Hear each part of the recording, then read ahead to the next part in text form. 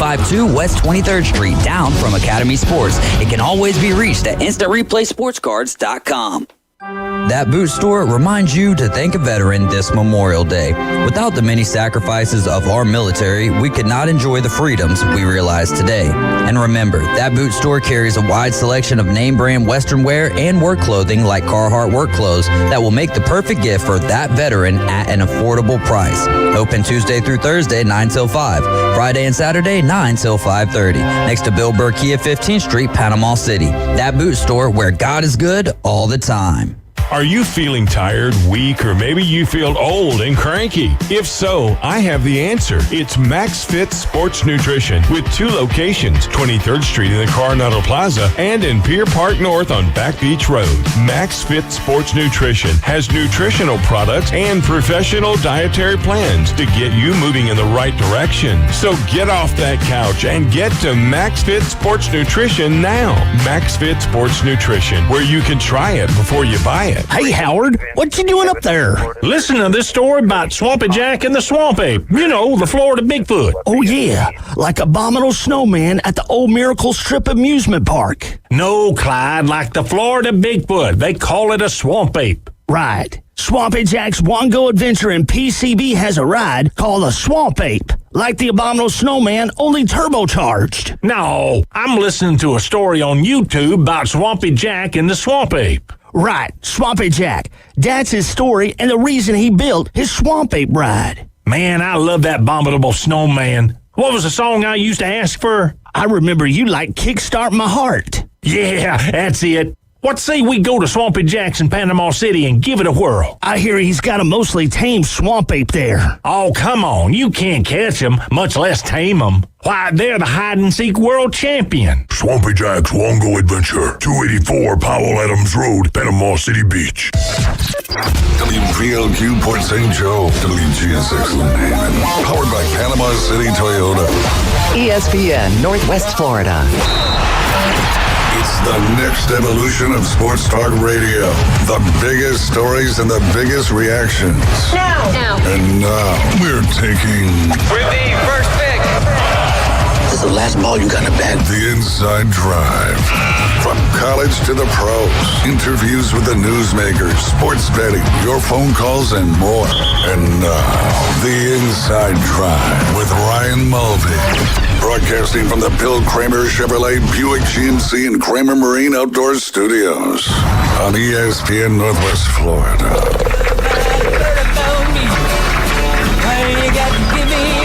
And good Wednesday morning. You're listening to The Inside Drive live here on ESPN Northwest Florida, 104.3 in City, Panama City Beach, and the surrounding areas. 101.9 in Port St. Joe. You can watch, listen, watch it back, comment, share, like, yell at us, whatever you want to do on Facebook, X, and YouTube. Just search ESPN Northwest Florida. You can also download our free mobile app inside the Google Play or Apple Store. That one you do need to put a little 104.3 in front of it in order to find it, but that's not that hard to do.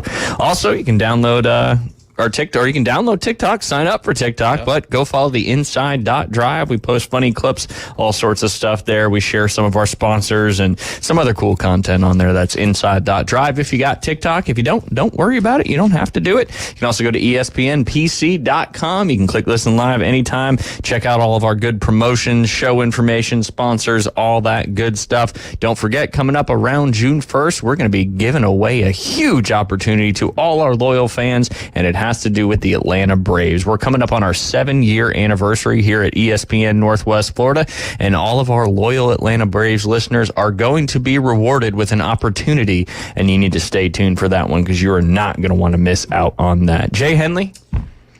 Yes, sir. You got the baby blue hat on today. I do. You didn't wear any? Did you wear any baby blue yesterday? Mm-mm. Yeah. Yeah, no. It's disappointing. Because I wore the red T-shirt, the what's the fur ball T-shirt? Yeah. Wow, you remembered something from yesterday. Yeah. Starting off today, hot. Navy blue. Not really. I'm a hot mess. Are you? Yeah. Well, we know that. Is it hot out there in the west? I just don't have it together. I just don't have it together today, Ryan. I don't know. See that this is sandbagging by Jay Henley. The days Jay's playing spades over here with this. Yeah. He's officially now playing chess instead of checkers. I don't have it together. Anyways. Hey. Yeah. But it's beautiful out. I don't feel a lot of humidity out there. I said that to Beth this morning. I was like, hey, it's warmer, but the humidity's lower, which is nice. Amazing. It does. You had some lessons out there? Had a few, and man, been rocking and rolling. Absolutely. So, yeah. Absolutely. School is getting close to ending. Any more spots still left in your camp? There's a few spots.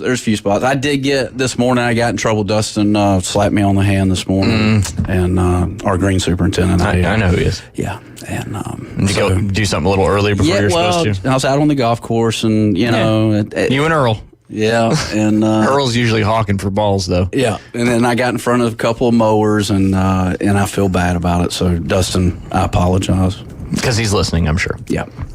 Taking care of the golf course. I just had to get it all, Yeah, hey, this is the perfect spot. Anything else you want to get off your chest, you certainly can. I had it up on my Twitter account, and I don't know where it went. You got a poll question you can think of while I'm trying to find this? It's Braden Malloy, I believe, is the sports guy for WJHG. Yes, there's Scott Rossman as well. Is he down there?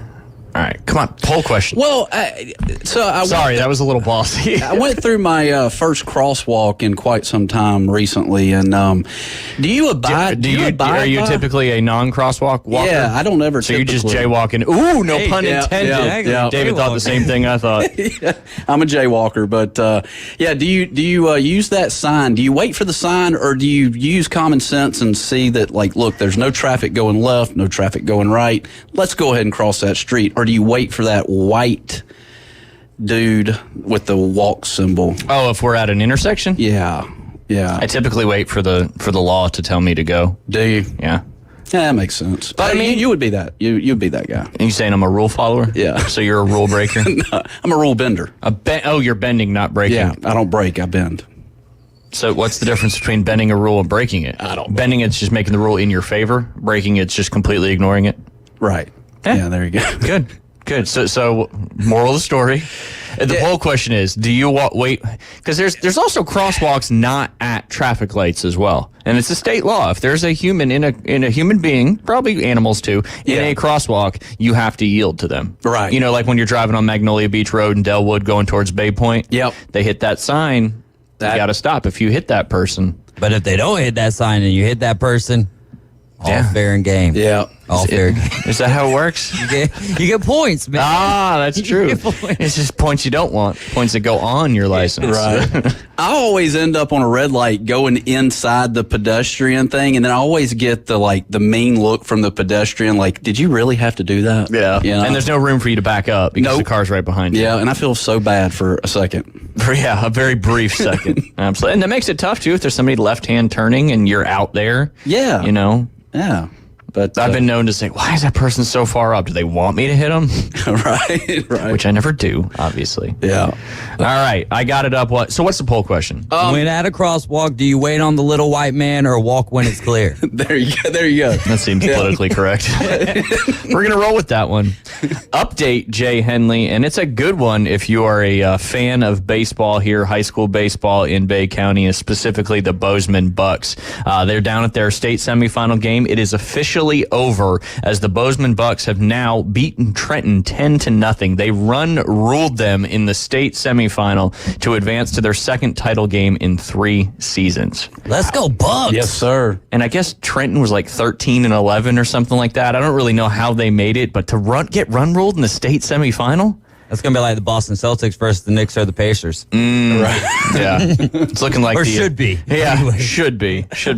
Looking like the Pacers they just didn't show up last night. Yeah, it's all right. Knicks didn't show up in Game 4. It's kind of this back and forth thing. Yeah. But Knicks have home court advantage in Game 7. They sure enough do. You called some things as well, but we'll get to those here in a little bit. An NCAA golf update. Don't forget, we got Keith Lemon coming up at the top of the hour. It's PGA Championship week, so be diving into the second major of the year. Can Scotty Scheffler win back-to-back majors? Can Brooks Koepka defend his PGA Championship? Will Michael Block make the cut? A lot of questions. Will Tiger Woods make the cut? Yeah. I think he's 150-1 to win. Him and Rory have the same divorce attorney, though. Do they really? Right here in Bay County? No. Tiger got divorced here in Bay County. He got divorced here, but he did not have an attorney from here. Oh, I got it. I don't know that 100%, but logically, that I don't see why he would retain somebody from here. But yeah, he did get divorced up in this neck of the woods. That's something with making it. I don't know. Rules are different in every state. Yeah, they didn't want it to be in a very metropolis place. Bay County makes sense. Yeah, so there you go. That's what I had read back a couple of years ago. I'm gonna roll with it. Sounds good to me. I keep up with Tiger's personal life. I see that. Is there anything else you want to know? Yeah. No. Yeah. What else you want to know about Tiger? Keith would know that. Keith would know that. We'll ask him at the top. There you go. Top of the hour. What's Tiger Woods' sign? But yeah, a lot of information today on the PGA Championship, betting odds, all that good stuff. And then tomorrow we'll be joined by your boy, Mike Bagley. From the Motor Racing Network. And we're just going to let Jay run that whole entire segment interview and have a lot of fun. That's your wheelhouse. That's going to be fun. That is. Yeah. You going to say boogity boogity? I want him to say it because he's got that NASCAR voice. He's got that Ken Squire voice from back in the 90s. There you go. Ken Squire was amazing. Ken. Yeah. Who was his influences in getting into? I sent you the email on his information. I've read it. Have you? Yeah, he started his career in 1992 at Watkins Glen. It was a road course. There you go. And so that was his first. New York. Yeah. Ooh, look at me. NASCAR knowledge. I'm kind of like a NASCAR pro. Yes, except David. David wins all the pool picks. So Ralph Jackson. I'm a NASCAR guesser. Yeah, Ralph Jackson, boy, that's a dual personality. Hey, that's that extra knowledge that gets you that. Ralph's he's in tune with all things NASCAR. I just listen to RJ a lot, and that's really what tends to help me out right there. Yeah, there you go. More people should. Yes, they should. And he's one of your guests on the Afternoon Underdogs. Yeah, he's a guest of David Hayes. Ralph Jackson is listening. He just tunes in. That's right. Hey, some say it's a disease. Some say you just got to embrace it. Anyway, we're looking forward to talking to him. We're also going to have Nick Wood from Kitchen Designs Group. And then on Friday, I'm excited for Friday because what are we going to be previewing on Friday? I have no clue. Well, now you're about to learn. I mean, we got PGA Championship. We've got the schedule for the NFL coming out today. Correct. Right? Yeah. On Friday, May 17th. That's the date.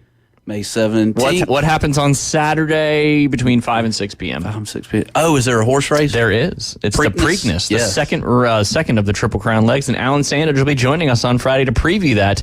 I know he was very disappointed this morning because the overwhelming favorite, Muth, was scratched. So mixing up everything, maybe making that field your Mystic Dan horse running the second leg, going for a shot. Yep. We'll see what happens, but we'll have that all on Friday. That'll be a great time there. Quick update, Jay, on the NCAA men's golf regionals. All of the teams we've been talking about are doing what they need to be doing over there at the Baton Rouge. Excuse me, I was going to say Baton Rouge. The Baton Rouge region. Yeah, that's more. I don't know why I didn't say it that time. But the number one team in the nation, the SEC champions, and the Auburn Tigers, 15 under par, and they're about halfway through the final round today, looking like they're locking up that. I would fair to say that they've locked up a spot in the national championship. I don't even think that's a jinx because they're 15 under par. They're 14 under today so far. Virginia is 13 under par. Huge drop down to Texas Tech at +1, LSU +2, Ohio State at +3, but Duke's hanging in there right at +5. So as of now, it would be Auburn, Virginia, Texas Tech, and LSU. But those last couple spots, they're a lot closer than the first two spots. Auburn and Virginia way ahead of things there. And then on the individual side in that regional, you've got 3 players tied at -5. That includes Josiah Gilbert from Auburn, and then Brendan Valdez is -4, also from Auburn, and then the freshman Jackson Koivu is tied for 7th at -3. So you've got 3, and that's why they're so far ahead. You've got 3 Auburn players and 4 Virginia players inside the top 11 there, Jay. Some good golf being played over there. The Cavaliers? Virginia? Yeah, Virginia Cavaliers. All right. All day. Last time I checked, anyway. Yeah. All right. And then over there at the Stanford Regional, and the reason why we care about the Stanford Regional is that's got the Florida State Seminoles in there. And I'm pretty sure now they're only on their holes 0 through 2. So long way to go here in the final round. But there's another big gap in this one as well. Illinois, the Fighting Illini, 28 under par, basically through 2 rounds there, Jay. Florida State, 27 under par. Texas A&M, 22 under par. Ole Miss, 13 under par. SMU in that fifth and final spot right now, minus 10 under par. So currently between fifth and where Florida State is 17 strokes. So I'm fair to say they probably got that one locked up too, and will be making a trip out there back to California at the Omni La Costa Resort there in Carlsbad, California. So quick update on a couple of those. Just if anybody else has a college that's in the regionals, the Austin Regional, Texas Tech, Tennessee, Wake Forest, Notre Dame, Brigham Young, currently your top five. That's not over yet. The Chapel Hill Regional, Clemson 25, East Tennessee State. Is that the Blue Hens? Where did Glenn go? I think Middle Tennessee. Middle Tennessee is the Blue Raiders. Blue Raiders, that's right. Blue Hens is Toledo. Ooh, I thought they were the Rockets. Oh, wait. No, I'm talking about baseball. I'm talking. Oh. Yeah. Sorry, yeah. No, that okay. Yeah, Toledo Rockets in college, yes. Yes. So East Tennessee State. That is the East Tennessee State. What is that, Jay? You should know that. Probably somewhere in Knoxville. Or... No. What's the opposite of volunteers? Oh. Paid employees, the East Tennessee State paid employees. Yeah, there you go. The getting paid to work. North Carolina 20. So Clemson 1, East Tennessee State 2. Sorry, got distracted. They're in Johnson City, Tennessee, and hold on, I'm looking it up. They've Buccaneers. Got some, okay, the Buccaneers. Yeah, all right. Hey, Johnson City, Tennessee. Darius Rucker sang a song about that. He sure did. Sure enough. Yeah. So Clemson minus 25, East Tennessee State, which we've learned it is in Johnson City, Tennessee. Oh, you got to hold on. North Carolina is 20 under par. Georgia Tech 17, and Baylor at 15. Alabama right there on the cusp, currently tied for sixth at 13 under par. So they need to make a couple things happen to slide into that national championship. The Lafayette Regional, Vanderbilt Commodores 20 under par. Purdue 12 under par. Florida Gators -4, defending national champions. New Mexico and Arizona at -2, tied for fourth, which would be the fourth and fifth position. Indiana 7 strokes back currently in that regional at +5 for that fifth and final spot. The Rancho Santa Fe Regional, you got Cal at +2, West Virginia +3, North Florida's tied with West Virginia at +3, Oklahoma State +6, and Oklahoma in that +7 in that fifth and final spot, with San Diego State nipping at their heels at +8. So some of these regionals still have a long way to go to figure out who's making those top five, but some good stuff going on. And also in the Stanford Regional on the individual side of things, Florida State looking good, and obviously shooting that far under par and doing so well, you got to have individual players near the top. And Florida State's got 2 tied for third at 9 under par, and then 1 more at 7 under par. So top 7, you've got 3 Florida State players there. Leading the way is Frederick Ketchup. He's -9. Luke Clanton is also -9, and then Cole Anderson, the senior, is -7 as well. But Who's the first guy you said? It's Ketchup. Frederick Ketchup. Yep. And I think that's how Coach Jones pronounces it when we talk about it on the air. But if you look at it, it does not look like that. No, it don't look like ketchup. No, it's KJET. Yeah. It's mustard, actually. Yeah, it's KJETTRUP. Oh, yeah. Yep. Great pronunciation skills there, brother. Well, I think I just heard Trey say that a couple times. But if I had to actually pronounce that, I would have been striking out. That is for sure. East Tennessee State has a great College of Pharmacy. Still on East Tennessee State, huh? Yeah. Hey, pharmacy. That's a good career. Mm-hmm. That is a good career. As long as it's legalized.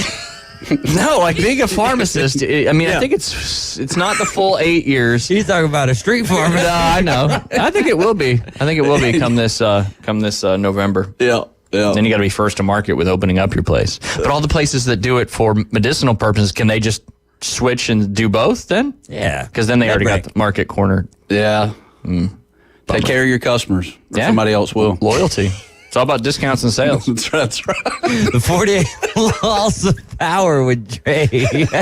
He did say he was unhinged this morning or whatever he said. So, pharmacy school, East Tennessee State. You know us how's a good pharmacy school? Who? Rutgers University. No kidding. The only reason I know that is because several people I know graduated from Rutgers with their pharmacy license degree, whatever you want to call it. 6 years instead of the 8+ for being a doctor. And you make good money. Makes sense. Yeah, it does.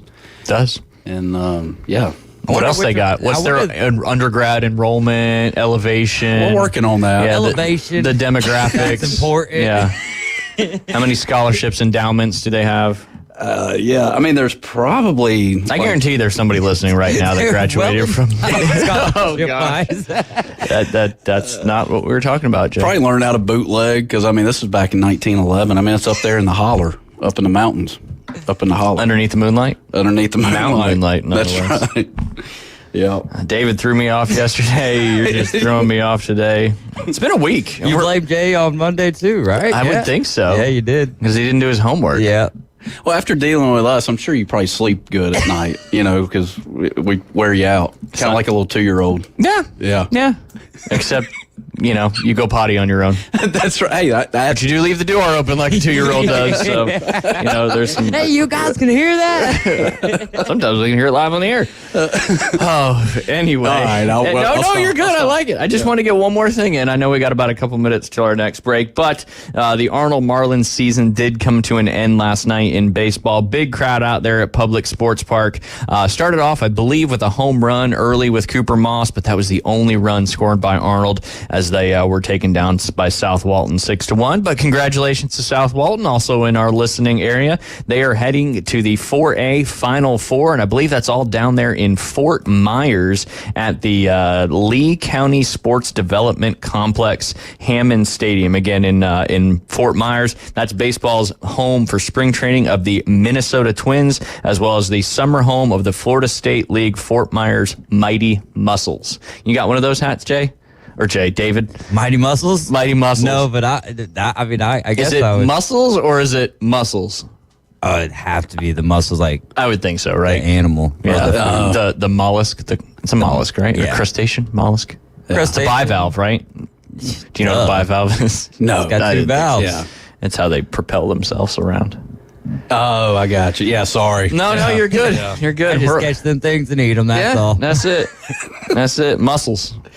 That'd probably be a cool hat, though. But anyway, congratulations to South Walton to heading down to the Final Four. They're going to take on Merritt Island, who was the number 1 seed coming out of Region 2. They beat Hernando 10-0 in their region final game yesterday. And the other 2 teams on the other side are Cardinal Gibbons out of the Region 3 in 4A, as well as Mulberry, who's coming out of Region 4. So good, or excuse me, Region 4 for Mulberry and Region 3 for Cardinal Gibbons. But hey, congratulations on a great season for the South Walton Seahawks. They were district champions. They beat Arnold that. They're regional champions. They beat Arnold in that. A rivalry that will probably continue on for many years to come. But we're going to go ahead and take our first break of this beautiful Wednesday. You're listening to The Inside Drive live here on ESPN Northwest Florida.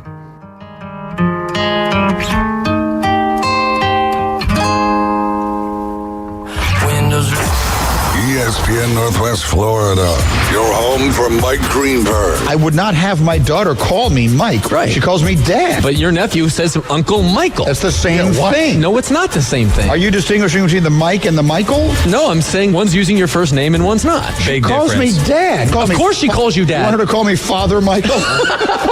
Papa Mike. Papa Mike. What am I, a priest? Greenies.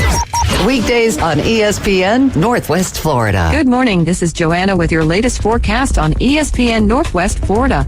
For this afternoon and evening, sunny and a high of 81 with wind 10 to 15 miles per hour out of the west-southwest.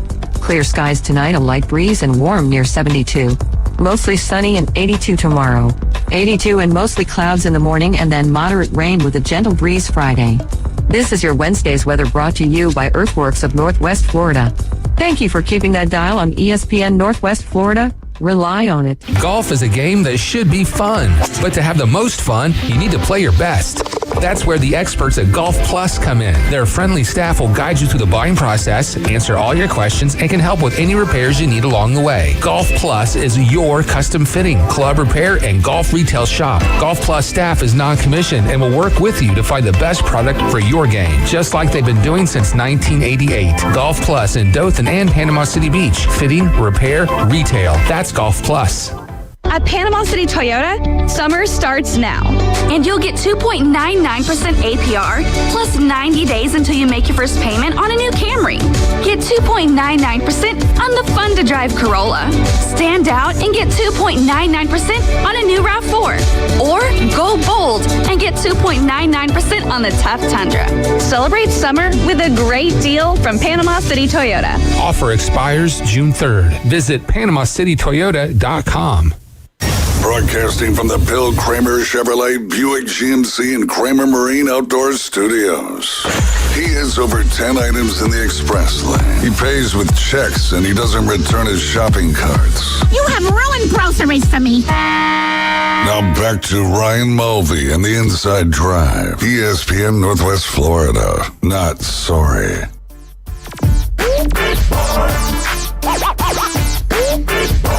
And welcome back. You're listening to the Inside Drive live here on ESPN Northwest Florida. My computer, I swear, I turned it off, did everything, but hey, look, it's not responding again. Yikes. You want to use mine? No, thank you. No, thank you. I'll just fire from the hip. That's what we kind of do anyway. Yeah, we do. I was going to do. You were talking about it, Jay, a second ago. What's happening tonight, 7 p.m. our time, I believe? 7 p.m. our time, 7 p.m. I don't know. You just said it in the first segment. What? That's what I'm asking. No, I don't know. The NFL schedule will be released. Oh, okay. Although they keep releasing more and more games, and that was what I was going to talk about. There's been a few more released as well, but the international games were officially released this morning, so a lot going on there, that is for sure. And then, of course, your strength of schedule. I believe I can actually pull that one up on my phone because that's a saved thing there. You could pull up the Google spreadsheet too, but that's okay. Ooh, I wouldn't know how to do that. We know. All right, strength of schedule, Jay. AFC North. Who do you think's got it? There's actually the three teams from the AFC North. All are 1, 2, and 3 in your schedule. So you got a pretty good chance. There's only one of them that's not in the 1, 2, and 3. AFC North. Mm-hmm. Let's go Ravens. Okay, they are number 2 strength of schedule. Okay. Let's go Cincinnati. Cincinnati is not. They're about the middle of the pack. Cleveland. Yes, number 1. With their opponent's win percentage from the previous year at .547. Baltimore Ravens come in second. Pittsburgh Steelers third on your strength of schedule. And the fourth team there is another AFC team, and one of your favorites there, Jay. Up and comers. No, one of your favorites, not your favorite. Miami. No. Man. I got a few favorites. Apparently. I know. We're learning about all these new teams that you love. Well, my question is when they do the strength of schedule, are they factoring in how potentially terrible their team is or how good their team I think what I'm looking at is based off of last year's winning percentage for the teams that they play. Gotcha. Another AFC team, Kansas. Don't tell me you're a Kansas City fan. No, I'm not. No. CJ Stroud. Texans. The Houston Texans. Yes, yeah. The fourth hardest when it comes to strength of schedule in that one, followed by the NFC team that has the hardest strength of schedule. There's 2 of them, and most of these teams are AFC in the top 10. But the hardest strength of schedule for an NFC team, which comes in 5th on this list. Any clue? Where are your 49ers set? They are not. They're not in the top 10, but they're right around probably 12, 13, 14. Gotcha. And so it's not the Niners. The Falcons? No. The Falcons actually have the easiest strength of schedule, according to this, in the entire league. Huh. But they don't know which quarterback they're going to Green Bay? Oh! You got it. No way. You got it. All right. This is one of those moments, David, that we talk about where, he surprises us and gets it right. Yes, the Green Bay Packers have the 5th hardest strength of schedule, followed by the New York Football Giants, who they just announced as well this morning will be the Hard Knocks team. And have you ever watched a Hard Knocks, Jay? Mm-mm. I think I watched the first one. When was the Jets? Was that one of the first ones? I think the Jets were last year. They were one of the first ones. Yeah. It's basically... They take them to school, man. Yeah. They learn. Yeah, I got you. They learn all sorts of stuff. It's a hard knock life. They just sing that song for the entire documentary. They learned every single lyric and note. of the music. It's like the Minions. Yeah. But yeah, Hard Knocks, it's basically become a staple for training camps over the last several seasons.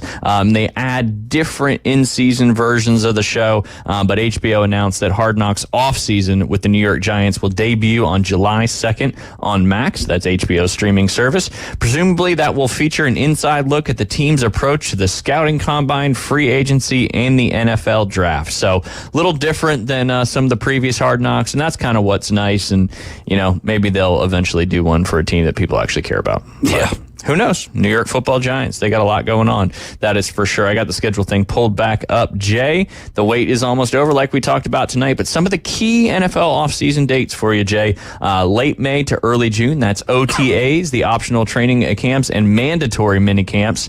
July 17th is when you got, it's a long way away, but not that far. It's actually the first day I'll be able to drive again. I'm excited about that. Very cool. It's also the franchise tag deadline. So if you're going to franchise tag a player, it's got to be done by July 17th.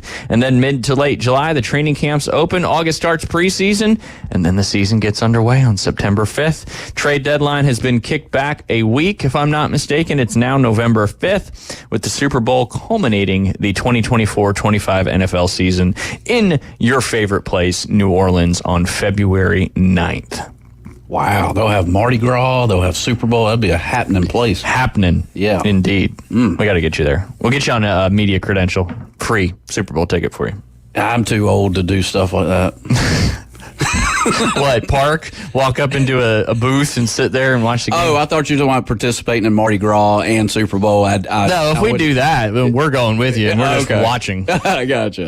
No, that'll be good. Yeah. That'll be good. And also, Netflix taking, and I think we're going to see more and more of this going, but Netflix announced earlier this morning that it's basically going to be the new home for Christmas games. The streaming company announced Wednesday that will be airing both NFL games scheduled on Christmas Day. Obviously, we don't know which games those are until tonight. Netflix will broadcast NFL games on Christmas, not just in 24, but in 25 and 26 as well. So you're seeing more and more of these streaming services picking up more NFL games because they realize how much of a demand. I mean, look what happened. What was it a playoff game that the Peacock did the exclusive streaming? Yeah, Chiefs-Dolphins. Chiefs-Dolphins, that's right. And then they ended up getting a ton of subscriptions out of it because people just signed up right for it. And then what do you forget to do?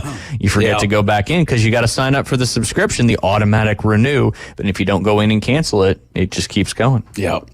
So, but yeah, what do you think about streaming services picking up more of these games? I feel like it should be automatic, that you don't have to sign up for some automatic renewal. You could just buy 1 month and let it be. But then that would get rid of the scheme. Yeah. Yeah. I'm still watching Christmas Story, Christmas Day. That's just You'll watch that 3 times?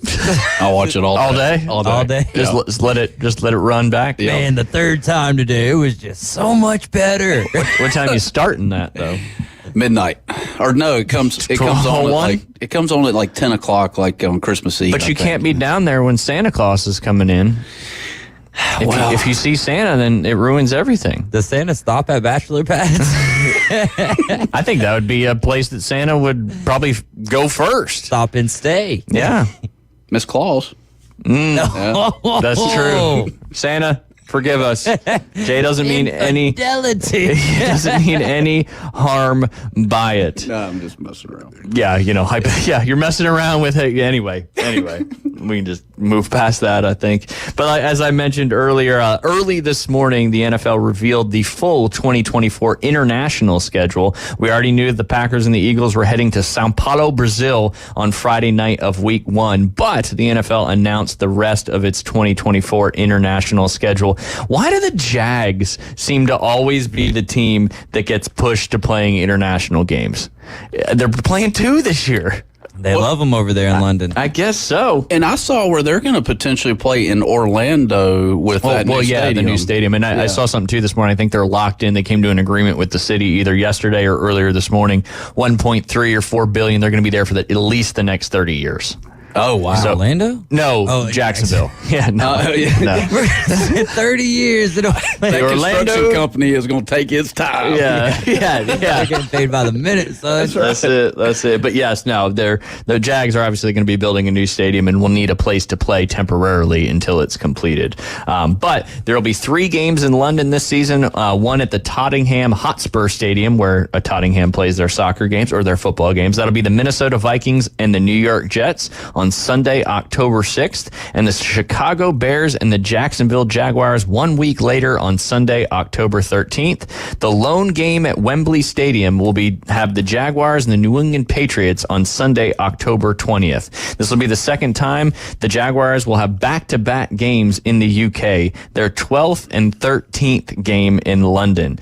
In the final international game of the season, the New York Giants will play the Carolina Panthers on Sunday, November 10th at Allianz Arena in Munich, Germany. So 1 in Brazil, 3 in London, 1 in Munich. Oof. The Jags, though, 12 and 13 times. That's crazy. Maybe they do. Maybe they love them. They did a poll. Or it was like the Jags. That's our favorite team. But they'll have Caleb Williams coming over for it, too, so that'd be kind of cool. There's got to be a reason behind that, Jay. There's got to be. That's a lot of times. And there's a lot of teams that have never played an international game. Well, that owner's from like Saudi Arabia or something, right? Or somewhere. I don't know. I don't know. But I know that you're right. I don't know if it's specifically Saudi Arabia, but one of those. Ooh, yeah, that could be a correlation. Yeah, absolutely. And then remember they had that guy that stole all that money too. I know. So because Shahid Khan purchased the Premier League team Fulham, it seems like a logical choice for the NFL franchise building that fan base over there. So 2 birds, 1 stone. Good job, Jay. Another one. You said, see, he did. He sandbagged us. He completely sandbagged us. Said you were a hot mess this morning. Counting 5 books, you got a Boston over there. Yeah. Bring a Jacksonville game over to FSU. Bring it to Doak Campbell and try to gain some Panhandle people as Jaguar fans. Right? It's only another 2 hours to get there. I don't know if playing a game at Tallahassee on a Sunday after potentially, playing the youth, you know what I mean? Yeah. People who've never seen an NFL game, they go for their first time. I think that you would win them over, but I think that this area's got because of where we're at right here in the Panhandle. Not only that, then you look at Panama City specifically, and with having the bases, we've got, fandoms from all 32 NFL franchises. But right here in Tallahassee included, I mean, you've got the Atlanta Falcons, you've got the Jacksonville Jaguars, you've got the Tampa Bay Buccaneers, you've got the New Orleans Saints. So maybe, I mean, you could try to win some of the fans over, but I don't know. That would be interesting. It would also be interesting to see an NFL team playing in a collegiate stadium that holds. See if they can actually. Doak's under construction. So this wouldn't be the year for it. Huh. Man, I don't know if I'd be wanting to go to a game in Orlando though. It's already the traffic's bad enough when you go to Jacksonville. You add in all the theme parks and everything. Goodness gracious. See, Tallahassee, you're in and out. You're in and out. In and out. Yeah, that's it. They'll fill up California restaurant. Yeah, maybe get a burger while you're there. But yeah, I mean, it'd be interesting to see if they'd actually fill it up. Because Doak Campbell holds upper 80s, 90s. I know they've got the renovation going on right now, and the Jag Stadium probably holds 65 to 70, if I had to guess. Yeah. Probably depending on the opponent. They could pull some big ones. 79,560 at Doak. Okay. Yeah. Huh. I wonder how many more that'll add with the little renovation they're doing. Yeah. That's something to think of. I mean, I don't think they've played a on purpose scheduled. But yeah, maybe they should. Everbank Stadium 67,000. Okay, so currently it's only 13,000 less. Mm-hmm. But hey, maybe there's an idea. Split some of the games up between Orlando and Tallahassee. But David made a great point, though. You got all of those. If it's in October, November, the kids are still not going back home. That they would fill that up, I think. The college kids? Yeah, the college kids. Yeah. That's a good way to gain viewer. I don't even think NFL's even looking at gaining viewership because it's already there. They do it in ulterior ways now. They don't even go. It has nothing to do with what's happening on the field. They're like, hey, we're going to go find this celebrity to date this football player, and here we go. Absolutely. Who's going to be this year's story? I don't know. Could it be the breakup? Could it be? I mean, I don't know. Lynn Haven Rob just texted in. He said they're talking about 150,000 seats at Doak. How? What? That's like double. Oh, yeah. How can you double your capacity? Oh, my God. And how could you fit 150,000 people in a safe stadium? That would be wild. I need some more information on that. Right? Hey, maybe that's the future. Super stadiums. Yeah. For the super conference. Right? Yeah. That's wild. That is wild. That's wild. So a couple other games that have been released. We talked about, some of them already this week, but the 49ers Chiefs will have a Super Bowl rematch on October 20th back there in San Francisco. And Tom Brady will be in the booth for that one. That is for sure. Right. And then the Falcons and Steelers, this isn't official yet. We'll learn tonight, but the Falcons and Steelers are likely to face off in week 1 as well. They'll open up against Pittsburgh at home. And the Steelers' former head coach and current Steelers offensive coordinator Arthur Smith for a little rematch there. And is Lynn Haven Rob on the line? David, Lynn Haven Rob, tell us about this. You there? Yeah, I'm here. Yeah, tell us about this this Doak expansion. No, they're taking out like 15,000 seats. Oh, taking out 15,000. Are they adding like suites and stuff? That's what I tried to do on my bank account, but it never worked. I was wondering if James had read that text and was... He whispered that over here in my ear. He probably did. Did. Anyway, no, the renovation's not going to be done for like 2 more years. This year and next year before you're going to be able to get seating properly. Gotcha. And what they're doing is they're taking all the seats out, making them more the cushion type seats and giving you a little more rear end room, but they're putting ground level boxes in. They call them ground level, but if you're ground level, who wants to sit? You can't see anything. Watch a football game. It's not like you're sitting behind the dugout or behind home plate, where there's only 3 people standing in front of you. Yeah, you got 100 people in front of you. Yeah. Yeah. So, but yeah.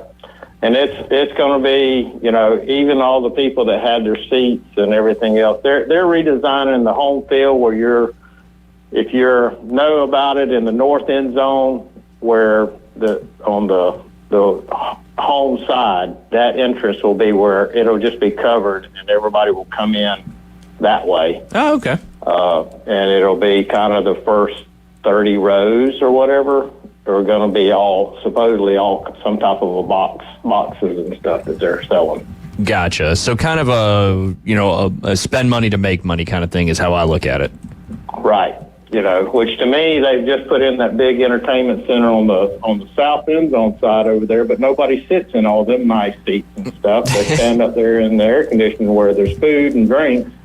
They could put more seats in there, but those are kind of expensive. Yeah. Too. But definitely. But hey, yeah, it wasn't that they were going to put 150,000 seats in. No, it's going to be they're taking out 15,000. Gotcha. And I mean, at 79, taking out 15,000. I mean, 79 is compared to some of it's not a huge stadium compared to your your Alabamas, your LSU's, your Michigans, and stuff like that. But you got to constantly improve. They got to spend that money. That's for sure. But hey, well, the problem is they're kind of locked in where FSU's at. Because they're on the campus, it's already, condensed down, and everybody wants to call it the Rector set, but it does look nice, from the outside and everything with brick walls and stuff. It's not just an Erector set. I remember when it was bleacher seats in the end zones.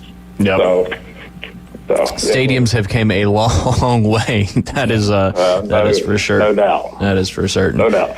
Well, all right, guys, I'll let y'all get back to it. Yes, sir. Sounds good. We got to take a break anyway. We appreciate you giving us a call, Rob. That was going to be a crazy thing there if they were going to double the size of that stadium. But you're listening to the Inside Drive live here on ESPN Northwest Florida. We'll be right back. No rain right now, but maybe some rain when we come in. ESPN Northwest Florida, the Paul Feinbaum Show. AC is up next. You see, you got to keep winning those Patriots before every day to make it happy. But here's the thing. There's losers every single day that come in. We hate Jim. We hate this. We hate AC. Well, if you hate us so much, why don't you do something about it? Paul Feinbaum, weeknights, 6 to 10 on ESPN Northwest Florida.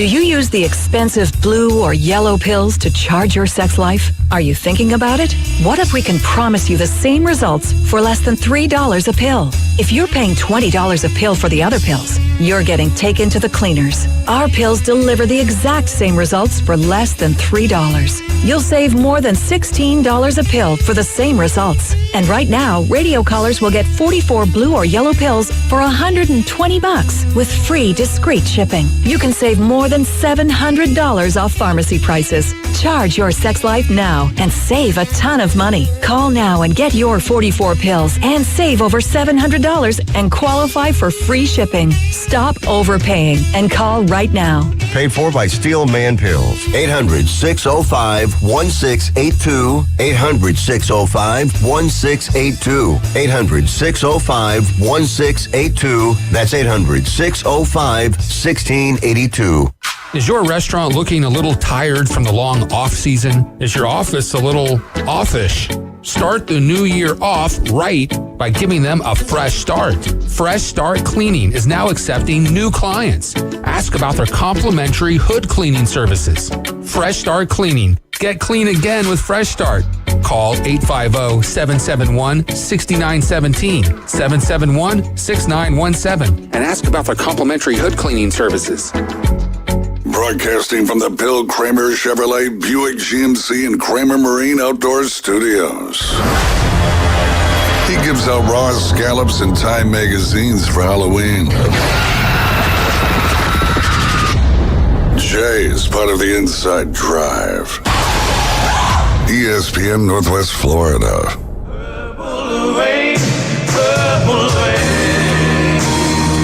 Sing it, Jay. Purple rain, purple rain. You combine baby blue and red, what do you got? You got purple. And if it's wet, it's raining. Yep, Purple Rain. I believe it's the 40th anniversary of when Purple Rain debuted on in the movie The Silver Screen, as they called it. So I wanted to bring us in. I think you've played Purple Rain, though, on a Friday, haven't you? Yeah, well, I attempted to. We didn't. You did. I got you. What a great song, though, man. It is. It just gets you. It does. It gets you. I didn't mean to. I can't remember the lyrics of it, but I didn't mean to. Anyways. It's all right. We're live. Yeah. Oh, man. Anyway, WNBA. Did you check out any of that action last night? I did not. I was at a baseball game, so I was kind of paying attention to on my phone a little bit while I was trying to help out as much as I could. But to no one's surprise, or maybe some people's surprise, the Fever did not win last night. Although Caitlin Clark played, I would say, okay. From my optics. Obviously, she scored 20 points, but she had 10 turnovers, and that's the second highest in NBA history or WNBA history in a single game, and I think the highest or maybe second highest in the WNBA debut. Well, the hype was fun while it lasted. Yeah. So, will it continue? I mean, they had a great crowd. It was on ESPN2. They had 4 games going on last night, and the 3-time defending champion, Las Vegas Aces, they won 89-80 over Phoenix, and as I mentioned, Connecticut ended up winning by 21 over the Indiana Fever. Yeah, 92-71. It got close within points. Yeah, Let's go. They hit the 90 spot. New York beat Washington 85-80, and Minnesota beat Seattle 83-70. So the Chicago Sky play. I think I'm going to be the antithesis of what did you just say? Is that Angel Reese? Yeah. I'm gonna be Chicago Sky, Chicago Sky. Well, it's on tonight, but it is not on any national TV. It looks like. Yeah, Chicago Sky at Dallas. Dallas is a 7.5-point favorite on that one. But we went over the team names last night. I don't even think I can remember. That's why I've been saying the cities. Dallas Wings. The Dallas Wings. Yep. And they're about to add a Golden State Valkyrie or something like that. Valkyrie. That's what they're going to go with. I don't know if it's Valkyrie, but it's the Golden State, or the California has got an expansion team. Golden State Valkyries coming up. Is there more flopping in the WNBA or in the regular NBA? That's my question. I'd have to watch a lot more WNBA to be able to tell you that. I'm gonna guess the NBA. The NBA's got more flopping. I'm gonna guess, but I don't know. Watch it, Jay. Be very, very careful right here. I didn't say anything. I know. I didn't say. Come on. We almost went back to Monday. Yeah, we sure did. Sure enough. Yep. EAS. Yes. Where was the EAS there? It's sunny and hardly windy and low humidity. Yep. But I was going to ask you guys that question. Obviously, there's more hype around women's basketball and women's sports, and you got all that other crazy stuff going on too with, people that shouldn't be or shouldn't be, however you look at it. But do you think the hype continues throughout the season, or do you think at some point there's a drop off? Because it's not a super long season. I think there's 12 teams in the season, and it kind of goes right up until when football really gets going. But what do you think, Jay? You think the hype continues with what Caitlin Clark has brought to the game, Angel Reese, all these huge star-studded rookies? Until she starts, getting more points. And, she scored 20 points last night. She started off a little slow. I think the first half she was 1 for 7 from the field, but she got going. Now, to her credit, they played serious defense. They were double teaming her, they put the best player on her and all that. So she's going up against the best of the best. Where in college, obviously you've got really good teams and really good players, but it's not the best of the best. So a lot of people are saying, once she gets to the WNBA, it's going to be a whole different story. Now, she did score 20 points. Their team lost by 21. So there's a learning curve and some growing. But, do you think the hype stays up, or do you think it at some point hits a plateau? And if it stays mainstream, if it's regular ESPN. And I hope it does. Yeah. I just worry that as soon as the buzz wears off, that it's going to kind of fall out of it because it's so topical right now. Right. And it stays mainstream. That's just funny. They've given them 37 out of their 40 games are going to be prime time. And it's halfway through the season, all right, this wasn't what we expected. You guys are no longer prime time. That would be funny. It's true. I don't know about y'all, but when I go home at night, my first thing is to check out ESPN, the real ESPN. Can you not bull crap the people on the air? No, I'm serious. I'll check it out, just to see what's going on. But you don't retain any of the information for the next day? Goes to sleep. Okay. But once it goes to 2 and 3 and ESPN 4 and 5 and 6, whatever, I don't. When it's on ESPN 5, I'm just what in the world? How do I even I can't find that channel. Yeah, I've had a tough time finding that. Yeah. But anyways. I don't know. I think it's great for women's sports, and I think it's going to continue to bleed down through the youth, and it's awesome stuff. I hope the hype stays up. We're in a society where a topical thing is what everybody's talking about, and then once something new kind of comes in, you see it fall off. Now they could get Taylor Swift dating one of their players. Bro, that might work. That would work. That might work. A lot of things would have to happen for that to happen, but you never know. Jay, can you make that happen? Like a throuple. Yeah. Right. Indiana's not too far. Well, I wouldn't have to be Indiana specifically, but yeah. You're talking about? Okay. All right. I go. Travis Kelce, Taylor Swift, insert other player. Yeah. Thruple is what you said. Yeah. Thruple. Is that what you said? Okay. That's what Dave, that's what Ralph said. But that's what it would have, have somebody like a Kelce or somebody. It would. Yeah, that would keep it fresh. Yeah, Caleb Williams dates Angel Reese. Yeah. There you go, something like that. I think that it'll sustain throughout the year. I hope that it sustains. That's the only thing, man, is we've kind of been through this before, not to the level of what Caitlin Clark, but if Caitlin Clark doesn't produce, and I don't think that points is enough here. You know what I mean? She's scoring 30 they points. Gotta win. It's got to be one of those things where the team is winning and at least vying for playoffs. So I hope the best for the women's game, just in general. Yeah. But I think that the reality is the reality. Now, do you think that they should have, obviously what Caitlin Clark done, most points scored, 3-pointers, all that, never got a national championship. Do you think that they should have, for the sake of the WNBA and keeping the popularity and growing it, should have focused more on not just Caitlin Clark, but the Angel Reeses and the other top draft picks that got picked? Because you arguably had one of the better draft classes in the WNBA in a long time. And they've really kind of, it seems from an optics standpoint, they've thrown all their eggs in the Caitlin Clark basket.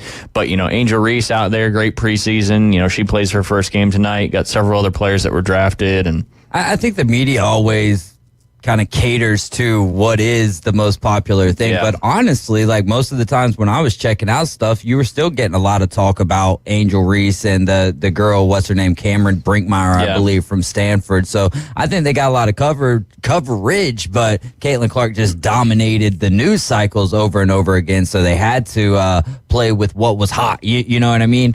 But honestly, I think that Caitlin Clark should have done the big three thing. I think that would have been you talk about, kind of cross-pollinating, if you will, cross-demographicing. I think that brings you to a whole nother level of people. We're only talking about Saturday and Sunday games. The WNBA is not necessarily going to miss it. You can make it, you could manipulate the schedule to where she can make both events, but she gets $5 million, and also the WNBA is going to be getting eyes on it that they wouldn't get otherwise. And then I also think I think Caitlin Clark should have went back to Iowa for another year. Yeah. But then again, does she get the perfect marriage that she wants? Because I think she wanted to stay in Indiana. So how does that happen 2 years in a row? Probably not. So, she had to make the decision she had to make. I do think, though, that the big three would have been, just because she's playing against men, just that in general is what's going to kind of push her over the top. Yeah. No, that's a good take. That makes sense. But That's she's for sure. not boring at all to watch. She's very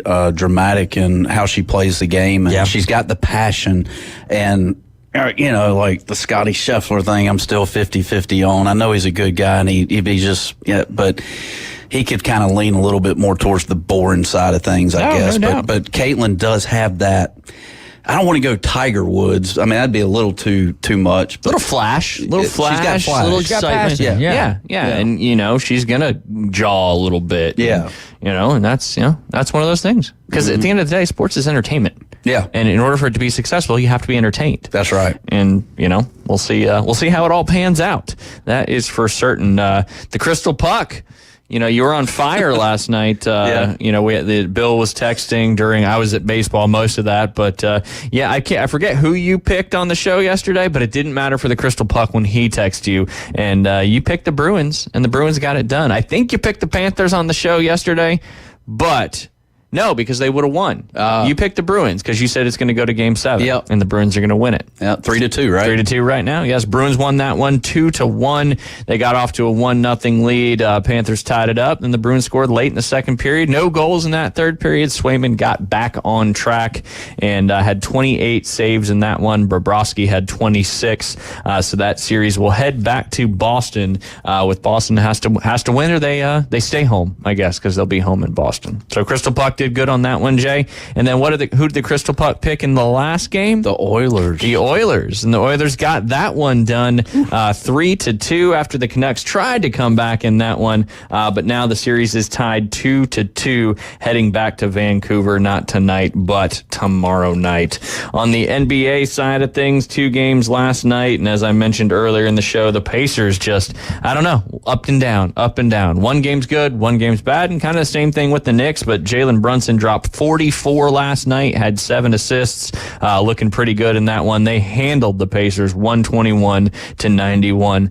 It's probably because I did the prop that Doc A said to do, and I believe that gentleman only scored 7 points. Oh my goodness! So because I did it, that's why the Pacers I'm lost. with you. But, now New York has a chance to go on the road at the Pacers to clinch that series and head to the Eastern Conference Finals. On the Western Conference side, everybody's talking about Jokic shouldn't have been the MVP. It should have been SGA. Well, what does Jokic do last night, Jay? They win convincingly 112-97 over those Timberwolves. He only scored 40 points. He also had quite a few assists as well, and he's the second player with 40 points and 10-plus assists and 0 turnovers since they started tracking turnovers in 1982 to 1983. He's only the 5th player to ever do that. He had 40 points last night, 7 rebounds, and 13 assists in that victory over the T-Wolves last night. Chris Paul did it in 2018 with 41 points. Jokic, 40 points, He's only the 2nd player ever to have 40 points. Kevin Johnson in 1989 had 34 points in a playoff game. In 1989, 2012, Baron Davis had 33 points. And then your favorite, Jay, in 1987, Larry Bird had 31 points. Again, the key to that stat is not having a a single turnover in the game. So we got some more coming up tonight.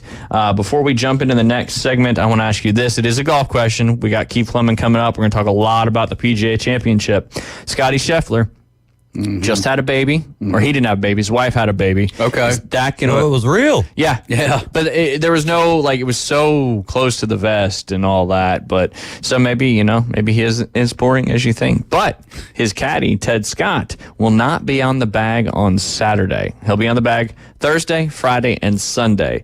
He's not going to be on the bag on Saturday because he's going home Friday night, but then coming back Saturday evening to go see, I believe, his son's or daughter's graduation. And that's one thing they've always talked about. Scotty said that something we talked about from the beginning of our relationship was family always comes first. Yes, sir. So I wonder who will be on the bag, but who do you, Jay Henley's on the bag?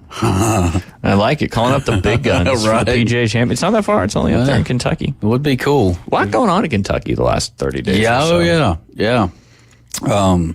Watched a little bit of the Golf Channel the other night. I mean, that's going to be a tough course. Yeah, should be. It's PGA Championship. Yeah. No one wants to see anybody win at 2200 par. Number 10, they were talking about number 10 and how the landing zone could potentially be about 50 yards in front of the green and, letting it roll down. It's going to be it's going to be a shot maker's course. We know Scotty's the best shot maker on the PGA Tour right now. So, as Keith would say, ball striking is very good from Scotty Scheffler. But, his life's changed a little bit. We'll see if that happens or not. When we get back, we're going to dive into it. You're listening to The Inside Drive live here on ESPN Northwest Florida. ESPN Northwest Florida. It's the Coach James Hale Show. Well, good morning, Coach. This is Bubba. How you doing? Bubba. I'm doing pretty good, man. How you doing? You sound a little down, Bubba. Oh, I'm up, man. I'm up because I avoided what's old number, what's his number, 45? He's having a little trouble up there in New York City. Now they're talking about how he doesn't sleep in the same room as his wife. Well, hell, I don't even sleep in the same house as my wife. Weekday morning 7 to 9. ESPN Northwest Florida. Good morning. This is Joanna with your latest forecast on ESPN Northwest Florida. For this afternoon and evening, sunny and a high of 81 with wind 10 to 15 miles per hour out of the west-southwest. Clear skies tonight, a light breeze and warm near 72. Mostly sunny and 82 tomorrow. 82 and mostly clouds in the morning and then moderate rain with a gentle breeze Friday. This is your Wednesday's weather brought to you by Earthworks of Northwest Florida. Thank you for keeping that dial on ESPN Northwest Florida. Rely on it. Discover the new Kia at Bill Bird Kia. Our SUV family is built for all-in adventures and endless possibilities. Whether you're traveling on the highways or off-road, you'll do it with grace and grit. Now offering 1.9% APR for up to 48 months on the purchase of a new 2024 Kia Sorento or a new 2024 Kia Sportage. You'll get the perfect balance of comfort, safety, and technology. Bill Bird Kia is the home of the 20-year, 200,000-mile warranty. Stop by and see us at 2435 East 15th Street or anytime at BillBirdKiaPanamaCity.com. Now, enjoy the view this summer because the road is yours in a brand new Kia from Bill Bird Kia. Offer from Kia Finance America for the purchase of a new 2024 Kia Sorento or new 2024 Kia Sportage with $2,165 per month for $1,000 financed in 48 months. Quality's limited. No down payment required. Cannot be combined with other finance offers. The 20-year, 200,000-mile warranty is a Bill Bird Kia warranty. See dealer for complete details. Offer for well-qualified buyers. Must take delivery from dealer stock through 7/8/24. WGSX Lynn Haven, WVLQ Port St. Joe. Powered by Panama City Toyota. ESPN Northwest Florida. The battle for a 7th straight division crown starts right now. And the East already knows, don't sleep on the Atlanta Braves. Swung on, belted, deep right field, gone! Home run, Michael Harris. Tonight, Truist Park comes alive for Atlanta Braves baseball as Matt Olson and the Braves take on Dansby Swanson and the Chicago Cubs. Coverage starts tonight at 6 on your home for the Atlanta Braves on the Gulf Coast, ESPN Northwest Florida. Back to the Inside Drive with Ryan Mulvey from the Bill Kramer Chevrolet Buick GMC and Kramer Marine Outdoor Studios. It's alive! Look alive! We're alive! On ESPN Northwest Florida. Sky rockets in flight. Afternoon delight. And welcome Welcome back. You're listening to Inside Drive live here on ESPN Northwest Florida. 104.3 in Panama City Beach, 101.9 in Port St. Joe. You can watch and listen on Facebook, X, and YouTube. Just search ESPN Northwest Florida. Free mobile app inside the Google Play and Apple Store. Right there, just search 104.3 ESPN Northwest Florida. Check us out on TikTok, inside.drive. You can also go to ESPNPC.com anytime you want to listen live. Real quick before we dive in, because I know we got a lot of information to get to today, but go check out Bill Kramer GM and Kramer Marine and Outdoor on the corner of Frankfurt and 23rd Street. They got a big electrified event coming up from 4 to 6 p.m. this Friday. First 30 people will get a free dinner from K Hall's Deli there, Jay. Oh, cool. So go check that out. That's going to be right there at Bill Kramer GM, right there at the mecca of boating and car dealerships. Yes, sir. But I know we got to go quick. We got to get our pools in here today. Yeah. Unbeknownst to everybody, Jay's got to leave a little early. Imagine that, Keith. He's got to get back to his lesson tee to make some money. But Keith, how are you doing today? It's been a tough week for the Fleming family. Our beloved cat, Chats, who is an indoor-outdoor cat, has now been missing for 6 days. Obviously, we're devastated, hoping he comes back. And then yesterday, we were pet sitting my mother's 25-year-old cockatiel bird, and when we went to uncover him, he had passed away. So as you can imagine, that was not a fun phone call with my mother, who was on vacation. So been a rough week, but I am looking forward to the PGA Championship, hopefully to distract my mind from a not so fun week. Yeah, that's no good. I'm thinking just on a little siesta like Jay does sometimes here on the Inside Drive, and he'll be coming back here momentarily. Yeah, that is for sure. I joked with my wife, I'm going to kill him if he shows back up, but he's going to kill me if he doesn't. So double-edged sword. No. 50-50, yeah, either way. Is this the first time he's wandered away?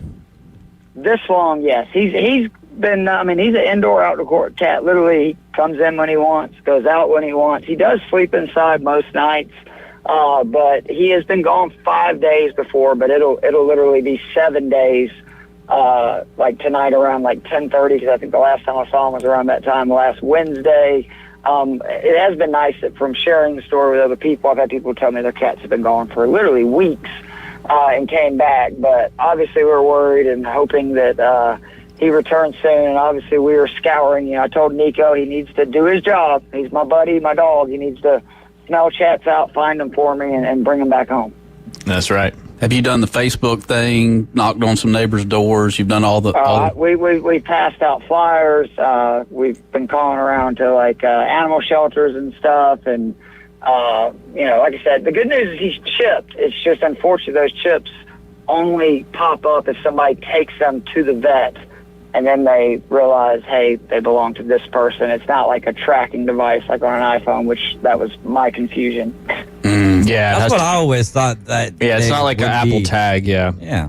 Although Jay's got one of those implanted in his arm, so everybody knows where he is. He all needs the it time. for himself. He's like, where am I? There we go. I know where I am now. That's right. Oh, man. Oh, God. Well, since Jay has to go and take care of some things before he gets back on the lesson tee after this segment, I think, I know David, he told me like a few minutes before the show. It was no big deal. But yeah, let's start talking about the PGA, and we obviously got to get to our picks as, the podcast. You got a lot going on. Alan can't make it today, but we're just going to give Alan a team of 6 or an opportunity to pick a team of 6 after we do our draft. So wherever you want to start, I just know we got to get our picks in before the end of this segment. Well, we can do the draft first if you want to. I got no problem with that. Yeah, let's go with it. So today's world, we're all just living in it. So. That's right. 100%. 100%. And so I guess Alan was going to go first, and then it was me, Jay, and you. So you just wanted to go me, Jay, you, and just run that around till we get our 6? Absolutely. All right. Well, I will start us off there, and because I have the first pick, I would be stupid not to take this as the first pick, even though I hope he doesn't win just because I want to see something else exciting happen. But I got to take Scotty Scheffler. And I'm keeping track of everything, Keith, and I got it in my spreadsheet, and then I'll keep the scores updated and all that stuff. Jay, go off the board here, because I know you're going to. Oh, he's got nothing pulled up. We know that. Yeah, I don't, but... What do you got written on your notepad so far today? Crystal Puck. Crystal Puck. I'm the Crystal Puck. But you got to remember, right? You got to remember you have the Crystal Puck. Now I'm the Crystal Ball. the crystal golf crystal ball. golf ball. Let's go Rory McIlroy. Ooh, he took a guy that I thought for sure I would be able to take. I'm going to go with Mr. Major himself. Actually, I'm just going to go Live. Well, you got back-to-back picks. With both picks. Let's go ahead and do it. I'm going to go Koepka and DeChambeau. Ooh, I like it. I'm just going to put Brooks down for me, and then Bryson DeChambeau. E-A-U. All right, there we go. Hey, good picks. I mean, he played well. One of them played well in the Masters, but Brooks is defending champ. He's won the Live Tour event prior to this one, so kind of in some good form, that's for sure. And, Major Brooks sometimes comes out and sometimes he doesn't. All right, Jay, you got another pick. You firing off the cuff or you know what to do? Well, my Hard Rock Bets app is down. All right, I got it right here. I'm going to go, let's go John Rahm. Ooh, yeah. Interesting. Well, he is taking it seriously this time. Yeah, which you know how that'll go then. All right, so you took John Rahm with your second pick. All right, with my next pick, I'm going to go with a gentleman who has won a few majors before, and specifically 2 PGAs, if I'm correct. No, one was an Open Championship. I'm going to go with Colin Morikawa. Good pick. All right, so I get to pick another one there. I haven't got with any Live players yet. Are you surprised, Jay? I am very surprised. But it's coming. Morikawa. Morikawa. There we go. All right. So my next pick on our little snake draft here is going to be... I'm going to pick him, even though I know he's been struggling a little bit with, believe a knee injury, but I'm just a huge fan of him. I love what he did at the Masters, made a huge mistake there on 11, but that's what happens when you're a rookie. I'm going to go with Ludwig Aubert. You son of a... Hey, you picked the order. Great pick. You picked the order. I know. Great pick. I am a little concerned, though, that, he has been struggling. They said he's been battling a little bit of a knee issue. But he hits it a mile, which is huge this week, and more importantly, he's actually one of the best bent greens putters on tour this year, which is the surface they'll be putting on. I think he's a real sleeper this week. There you go. All right, back to you, Jay Henley. You know what? You got to go with Victor Hovland. You got to. Yeah, if you like to lose. Well, I mean, I'm just... No, it's your boy. You pretty much got to pick him in every one of these things. He's been... And maybe this is it. Maybe this is where he gets over that hump. He's been struggling this year, going through some different swing coaches and all that good stuff. But, hey, Victor Hovland is. I mean, McIlroy, Rahm, Hovland. Yeah. Not bad. We got to go. So I'm going to go, since I went 2 Live guys to start, I'm going to then go 2 PGA guys. Give me Wyndham Clark and Justin Thomas. Ooh, JT. His only major championship in a PGA. True. Well, where Willie Z couldn't make a putt. Both of his only PGA championships. He's got 2? Yeah. He won 2017 at Quail Hollow, and then I forget which venue it was that he beat Zalatoris. Yeah, the playoff. That's right. His first one was, that was 7 years ago. Holy crap. Yeah. Time is flyers. Back to you again, Jay. Okay. Let's keep it rocking with Patrick Cantlay. Patrick Cantlay, Mr. Slow himself. Yeah. Interesting. That kind of... everybody's kind of staying away from Xander because they think he's going to choke. It's a good possibility. Hey, but this isn't about choking. Just so people know, too, so the way we do it is you get 6 selections. You have to take 4 scores. Your top 4, hopefully you have more than 4 guys make the cut, but if, say, you had 3, was it +5 what we decided? Yeah, right? +5 you get added to your score for if you miss the cut. But if you have 4 that make the cut, then you're good. Correct. All right, Jay, I am going to take Xander because I think he's going to make the cut. Will he win the event? I don't know, but we just need cut makers, and he's got a great track record when it comes to making the cut. That is for sure. Next player will be my first Live Tour player of my picks, and that is Joaquin Niemann. Got to take him in my back-to-back pick there. All right, back to you there, Jay Henley. Let's go with Matt Fitzpatrick. Matt Fitz. Yep. Another solid. I am really proud of you, Jay. I'm trying to... He's got 1 pick left. Hopefully that's the one we're looking for. When he goes with Shituck, that's his last pick. We'll know what's going on since his boy is back. I'm going to go off the board, and I'm sure this will maybe make Alan upset, but I'm going to take Ashay Biate. Who is, I think that's... he's won the junior PGA here. He knows this golf course. He is a true stud.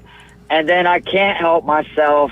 I can't stay away from him. Give me Cameron Young for my final guy. I knew you were going to take Cam. He's gonna win one, and it's a matter of time, and I think it's getting close. All right, Jay, there's a big name up there that has not been picked yet, and it's a 3-letter first name and a 4-letter last name. Man, I was going to say there's one of the best players in the world who's a live player who has not been selected as well. Yep. Is this my last pick? Yes. This is my last pick. 6 out of 6. No rush. I'm going to go with Rich Beam. There it is. Rich Beam. Yay. There it is. Let's do it. Well, Richard. Hey, if he makes the cut, we'll eat our words. He sold Car Series in 1994. He's not going to make the cut. No. He's Why didn't you go with Phil Mickelson there, Jay? No, I can't do that. Phil, oldest ever PGA champion winner over there at Kia when he was, a couple years ago? He finished 9th or better in all 3 PGA championships held at this venue. No, I'm gonna stick with Beam. Okay. No, that's what we expected. Yeah. We expected. All right, well then I'm gonna take Max Homa with my last pick there. I gotta get back in the winner's circle.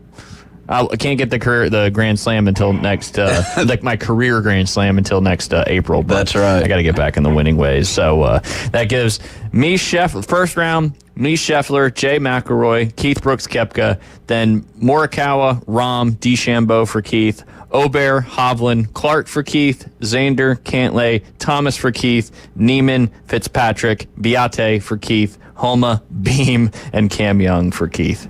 And then I'll send this to Alan and let him pick 6 golfers. Because, we got so much on this, we might as well have some fun with it. There's some good players there. Like I said, Cam Smith, there's a lot of guys that I like. Oh, yeah. Absolutely. So this venue, Valhalla, which I just love the way Valhalla, has been a great championship venue. The 96 PGA we kind of forget about because Mark Brooks won there, but it wasn't a playoff. We'll all remember the 2000 PGA Championship, Tiger Woods, Bob May, who I don't think Bob May gets enough credit of going toe-to-toe with Tiger at his absolute peak. You got to remember that was his 3rd straight major. He would win the Masters in April to win 4 in a row. And dude only shot 31 on the back 9, including a birdie on 18 to go into a playoff. He lost by 1 in that 3-hole playoff. And then Rory beating Darkness, making par on 18 to win by 1. So if you look at the 3 PGA championships held there, the final score only separated first and second by 1 stroke. The 3 times it's been held there. It's also held 2 senior PGA championships. Famously held the 2008 Ryder Cup, where the U.S. got back finally to winning a Ryder Cup after losing 3 straight. That is famously the Boo Weekley, Happy Gilmore, ride that pony off the first tee on Sunday. A lot of good stuff from Valhalla. It's completely owned by the PGA of America. Did you know that? Yeah. Guys? Yep. Because as a PGA member, you can go play. They got great deals for you to go up and play Valhalla with members, where yourself, all that stuff. They've got their own bourbon too.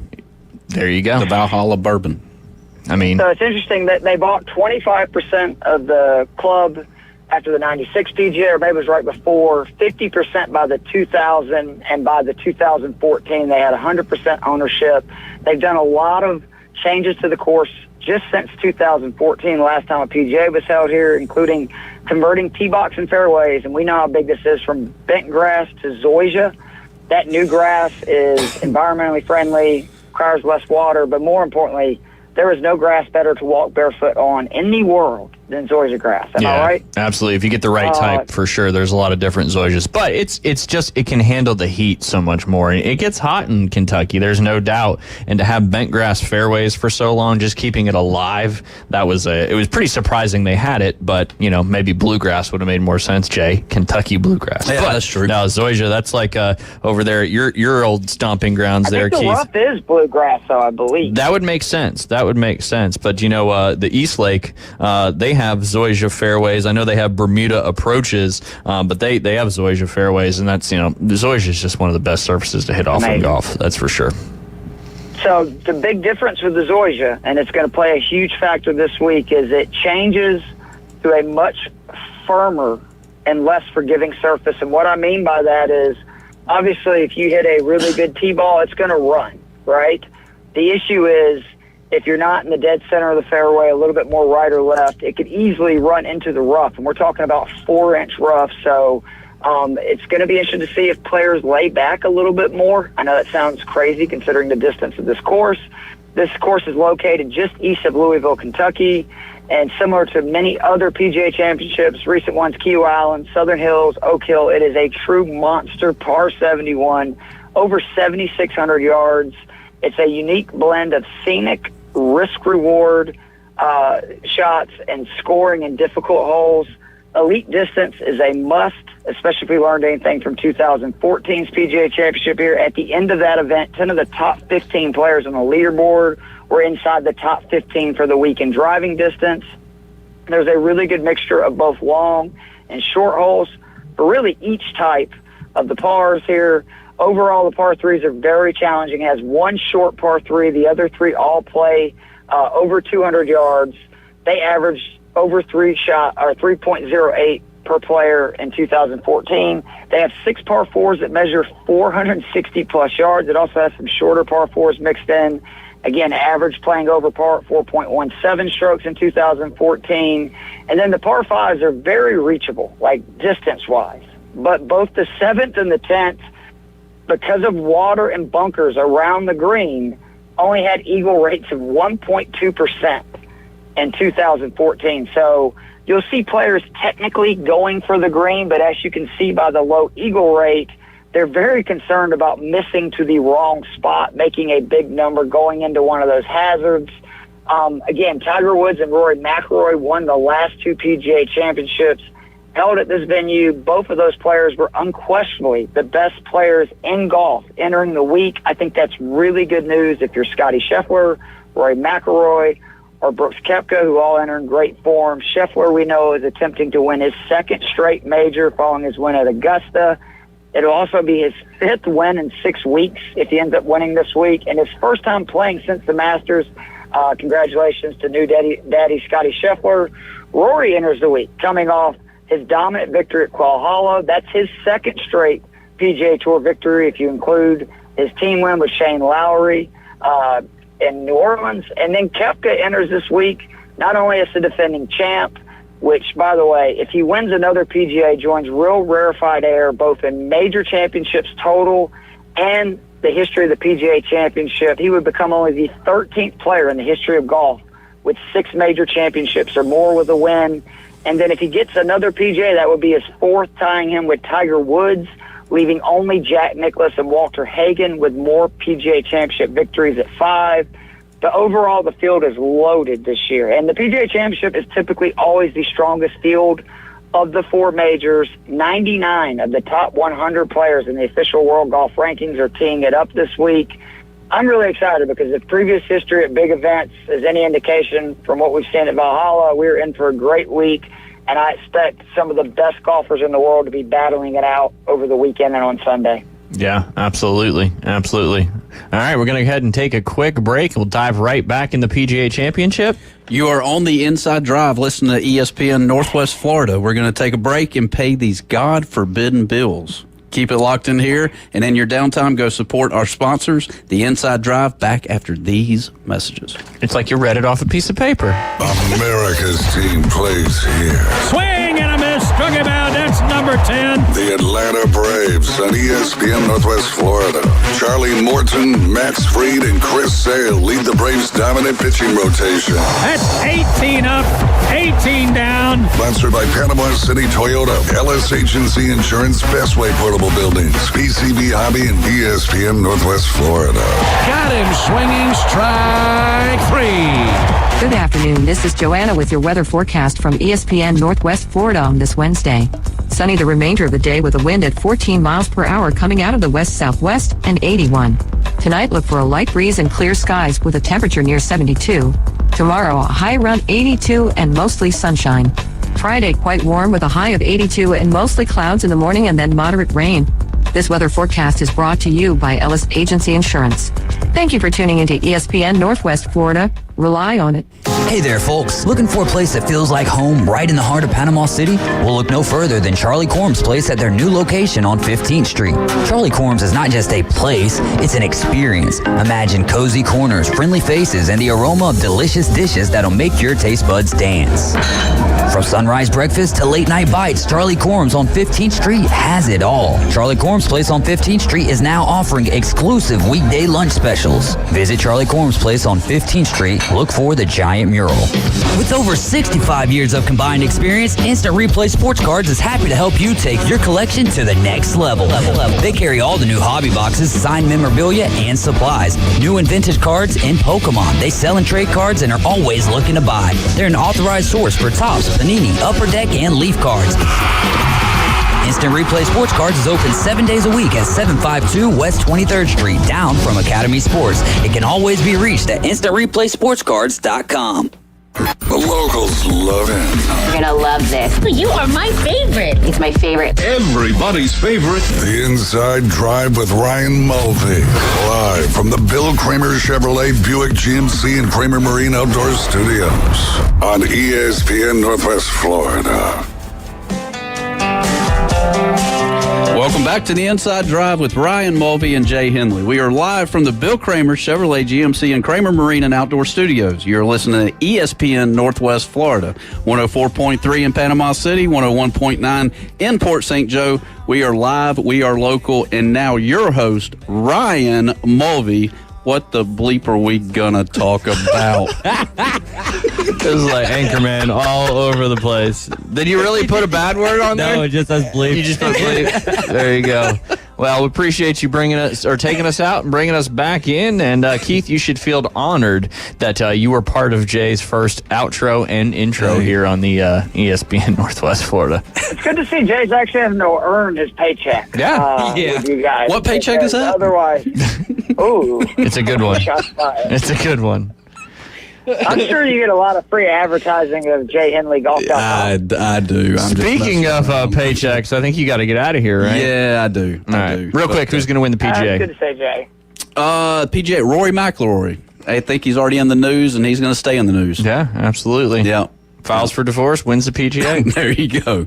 Good things ahead. The key to golf is divorce. There you go. Hey, it worked for one of them. There you go. Yep. That's for sure. All right, well, Jay, have a great afternoon out there on the lesson tee. Enjoy the warm and less humidity today. Y'all as well. Thank you. We certainly will. We won't be on the lesson tee, but we'll enjoy it. Yes, no sir. doubt about that.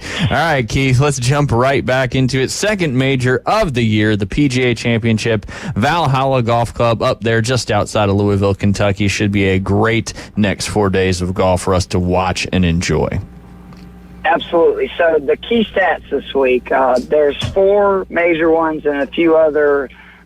Strokes gained off the tee is so big this week. Accuracy is obviously vital with 4-inch rough, but this is a super long course. 5th longest course played on the PGA Tour since 2016. The total drivers who can combine distance with accuracy will have a huge advantage this week. That favors players like Scotty Scheffler, Rory McIlroy, your boy Ludwig Aberg, Cameron Young, and Minwoo Lee. Strokes gained approach is obviously a huge thing. I did not mention this is a Jack Nicklaus design. So like all Jack Nicklaus designs, there's a huge premium on precise approaches into the greens. And anybody who followed Jack Nicklaus's career, you could argue he is the greatest iron player of all time, probably the greatest long iron player of all time. So that makes sense. So we're going to have these really firm and fast greens. So it's going to be imperative, or at least give a huge advantage to guys that can hit the ball high and soft, particularly from the further distances into the green. And the thick rough is going to make approaches very unpredictable. It's going to put even more emphasis on players' ability to find the fairways with their tee shots. Strokes gained putting on fast bent greens. These putting surfaces are deceptive and extremely undulating. You're going to see a lot of players doing the deal that we all see where they just are looking at their caddy, a lot of hand motions and stuff after putts. I can't believe that broke or didn't break. The greens this week expect to be in the 13 to 14 range on the stemp meter. That's really fast in case you're wondering. This is going to force players to putt defensively, particularly when they're putting downhill this week. Three-putt avoidance is really big as well. And then strokes gained around the greens. I feel like in every major championship, scrambling and bogey avoidance is crucial for success. The bluegrass rough around the greens is lush and will find challenges on pitch and chip shots. There's bunkers surrounding the greens that have historically been very difficult for players to get up and down of. In 2014, there was only a 50% sand save rate around the green for the players in that field. And the players who excel in creative shot making around the greens will have a significant advantage this week. I also am looking at results and strokes gained total at PGA Championships and U.S. Opens dating back to 2017. Now, you might be asking me, Keith, why are we looking at U.S. Open and not just the PGA Championship? Very fair question. But in recent years, the PGA Championship has played very much as a U.S. Open light event. Yeah, I was actually going to say it almost seems like the PGA Championship is kind of almost taking the torch from the U.S. Open as trying to be the most difficult major championship tournament of the year, where the U.S. Open has obviously got that. They're in the summer, they can burn stuff out. But, you know, with this, and I was looking at the forecast too, and it looks like it's going to be nice, warm on Thursday, rain Thursday night, rain all day Friday, rain Friday night, and then Saturday that rain starts to clear out. So that 4-inch juicy rough that you were talking about sounds like it's going to be even juicier. But didn't mean to interrupt. Just wanted to get your thoughts on the PGA kind of taking that torch a little bit maybe from the U.S. Open on trying to make it the most difficult test in golf.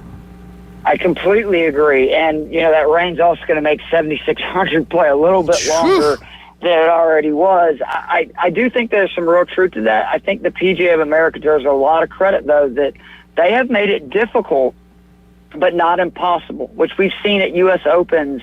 It almost seemed unfair to the players. I know that most people are not going to care if PGA players are struggling, but there is a difference between something being really difficult and punishing players for bad shots and punishing players for really not doing that. And we've seen the U.S. Opens get away from that. I think that out of the four major championships, these two are by far the most comparable. If you look recent PGA championships at Oak Hill and Southern Hills, that's been as close to the historical U.S. Open scoring conditions as we've seen in majors since 2017. This event has had an average winning score of just 8 under par since 2019, and the winning score has reached double figures only once in that 5-year stretch. Just some other real quick key stats. I won't go into detail, but just total driving and driving distance are so big this week.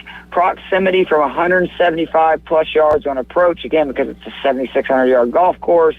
Bogey avoidance, scrambling, and I really looked at par 4 scoring, particularly on difficult par 4s. You talked about the weather, so I'm not going to get into that. It looks really good as long as we don't get too much rain on Friday. I hope it doesn't, make the course too wet, because, again, the longer this course gets, we saw 10 of the 15 guys at the top of the leaderboard in 2014 were leading the field in driving distance. So it's just going to make it even a smaller group of players that have a realistic chance of competing. My official DK lineup, of course, I'm going to anchor it with my guy, Brooks Koepka, 10,800. You can get him, and I do like this, at 16-1 to win, plus 350 to top 5. He is my anchor. Since 2017, 13 starts at the PGA/US Open, 5 wins, 8 top 5 finishes, 6 top 5 finishes in his last 9 PGA championships. He's 4th in the field in strokes gained total on Zoysia fairways. He likes those a lot. He publicly stated he was just flat out pissed with his performance earlier this year at Augusta. Shot 66 or better in 4 of his last 6 rounds on the LIV Tour. You mentioned he won the Singapore LIV event, which was his last start. He is the best major championship player in the world, and if you need reminding of that, he's finished top 10 in 17 of his last 32 major starts, top 5 in 11 of 32. So history tells us, he didn't play well at Augusta. He should play well here, and if he doesn't, I will definitely be on him again at the next major, because 1 out of every 3 he basically finishes top 3. The next guy, and what, he's going for his 4th PGA championship? 4th PGA. He's already won 3. Tiger Woods would be the only other person who has won 4, and put him only behind Hagen and Nicklaus with 5 all time, which is just historic stuff. The wild card in my lineup, Bryson DeChambeau. I took him earlier in the draft. He's 9,600 on DK. I like him at 28-1 to win. He's finished 38th or better in 7 of his last 8 PGA Championships / U.S. Opens. Finished T4th in 2 of his last 3 PGA Championships played. He is one of the longest drivers in the game of golf. He's finished top 5 in 5 of his last 7 starts, including, obviously, that Masters top 5 finish. He's first in the field in strokes gained off the tee the last 24 rounds, and first in the field in average carry distance off the tee, which, if, again, it rains, that's going to be an even bigger factor. I really do like DeChambeau a lot this week. This is the kind of course that I think he's going to do very well with. Cameron Young is up next. He's my can't let him go guy. He's 9,000 on DK, 50-1 to win, 10-1 to top 5, plus 450 to top 10. I'm going with the trifecta of bets there.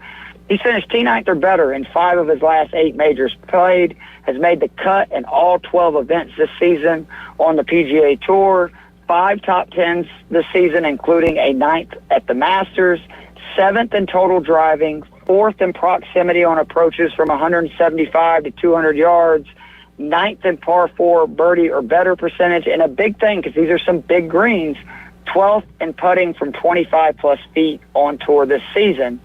Next up is my make-the-cut play, which you need those guys, especially on majors. It's Adam Scott, 7,300. He is 100-1 to win, 7-1 to top 10. Since 2018, his 12 starts at the PGA and U.S. Open, he has 5 top 35 finishes, 3 top 10s. He finished T14 at this venue in the 2014 PGA Championship. I talked about he's my the cut guy. Well, that's because he's made the cut in 16 of his last 20 major championship starts. 4 straight top 30 finishes on PGA Tour. He comes in 11th in total driving, 24th in strokes gained off the tee. He's also really good from that 175 to 200 number, 30th in proximity, and 11th in par 3 scoring. The upside guy in my lineup, Akshay Bhatia, 7,200. He's 130-1 to win. I really like taking him on a flyer to win. I do too. I think he's, just got all the game in the world. Plus 850 to top 10. He is made the cut in both major championships he's played in thus far in his career. Finished 35th at the 2024 Masters. You mentioned he won the Junior PGA Championship at this venue. He has 6 straight PGA Tour finishes of 42nd or better. In that span, a win in 4 top 20s. And again, these are big deals for this course. 22nd in total driving, 15th in strokes gained approach. The surprising one, 22nd in strokes gained putting, really rolling it well. And he's 13th putting inside 10 feet. We know how big those 5 to 10 footers are at major championships. And then for my last guy on my official lineup, he's the undervalued guy. It's Lucas Glover, 6,100. He's 300-1 to win, 45-1 to top 5, 16-1 to top 10. He has 3 finishes of 23rd or better in his last 5 PGA / U.S. Open starts. He's finished 30th or better in his 3 most recent PGA Championship starts. And he had a T20th at the 2024 Masters. He has finished 35th or better in 8 of his last 9 starts on the PGA Tour this season. And his results in the 4 hardest venues he's played have been really good. He finished 35th at Riviera, 30th at Bay Hill, 20th at Augusta National, 16th at Quail Hollow. He's 6th in strokes gained approach, 11th in strokes gained around the green, 6th in driving accuracy, 18th in total proximity on approaches, and 26 on par 4 scoring. 4 other quick plays. Scotty Scheffler, I can't bet him to win. His odds are ridiculous. Yeah, I do like using him in DK at 13,200. I think that is a really good deal. He's going to be lower owned, I think, too, because his price is so much higher. Patrick Reed, 8,000 on DK. I like him 25-1 to top 5, 10-1 to top 10. Since 2017, and his 14 starts at the PGA and U.S. Open, he's made the cut in 13 of 14 with 8 top 10s. He made the cut here in 2014, last time the PGA Championship was held at Valhalla. 3 top 20 finishes in his last 5 major championship starts, 0 missed cuts. Arguably the best bent green putter in the world, and we know he's elite scrambling around the greens as well. Kurt Kitayama is 6,500 on DK, 150 to 1 to win, 10 to 1 to top 10. He's made the cut in 3 or 4 PGA championships. Played in his career, finished T4th last year at the PGA Championship. Finished T35 this year at Augusta. 11th in total driving, 22nd in strokes gained tee to green, and the big thing, 16th in proximity on approaches from 200-plus yards. He's been scrambling really well this year. He's 29th in that, and 14th in total proximity to the hole on approaches. A true ball striker. This kind of course should fit him well.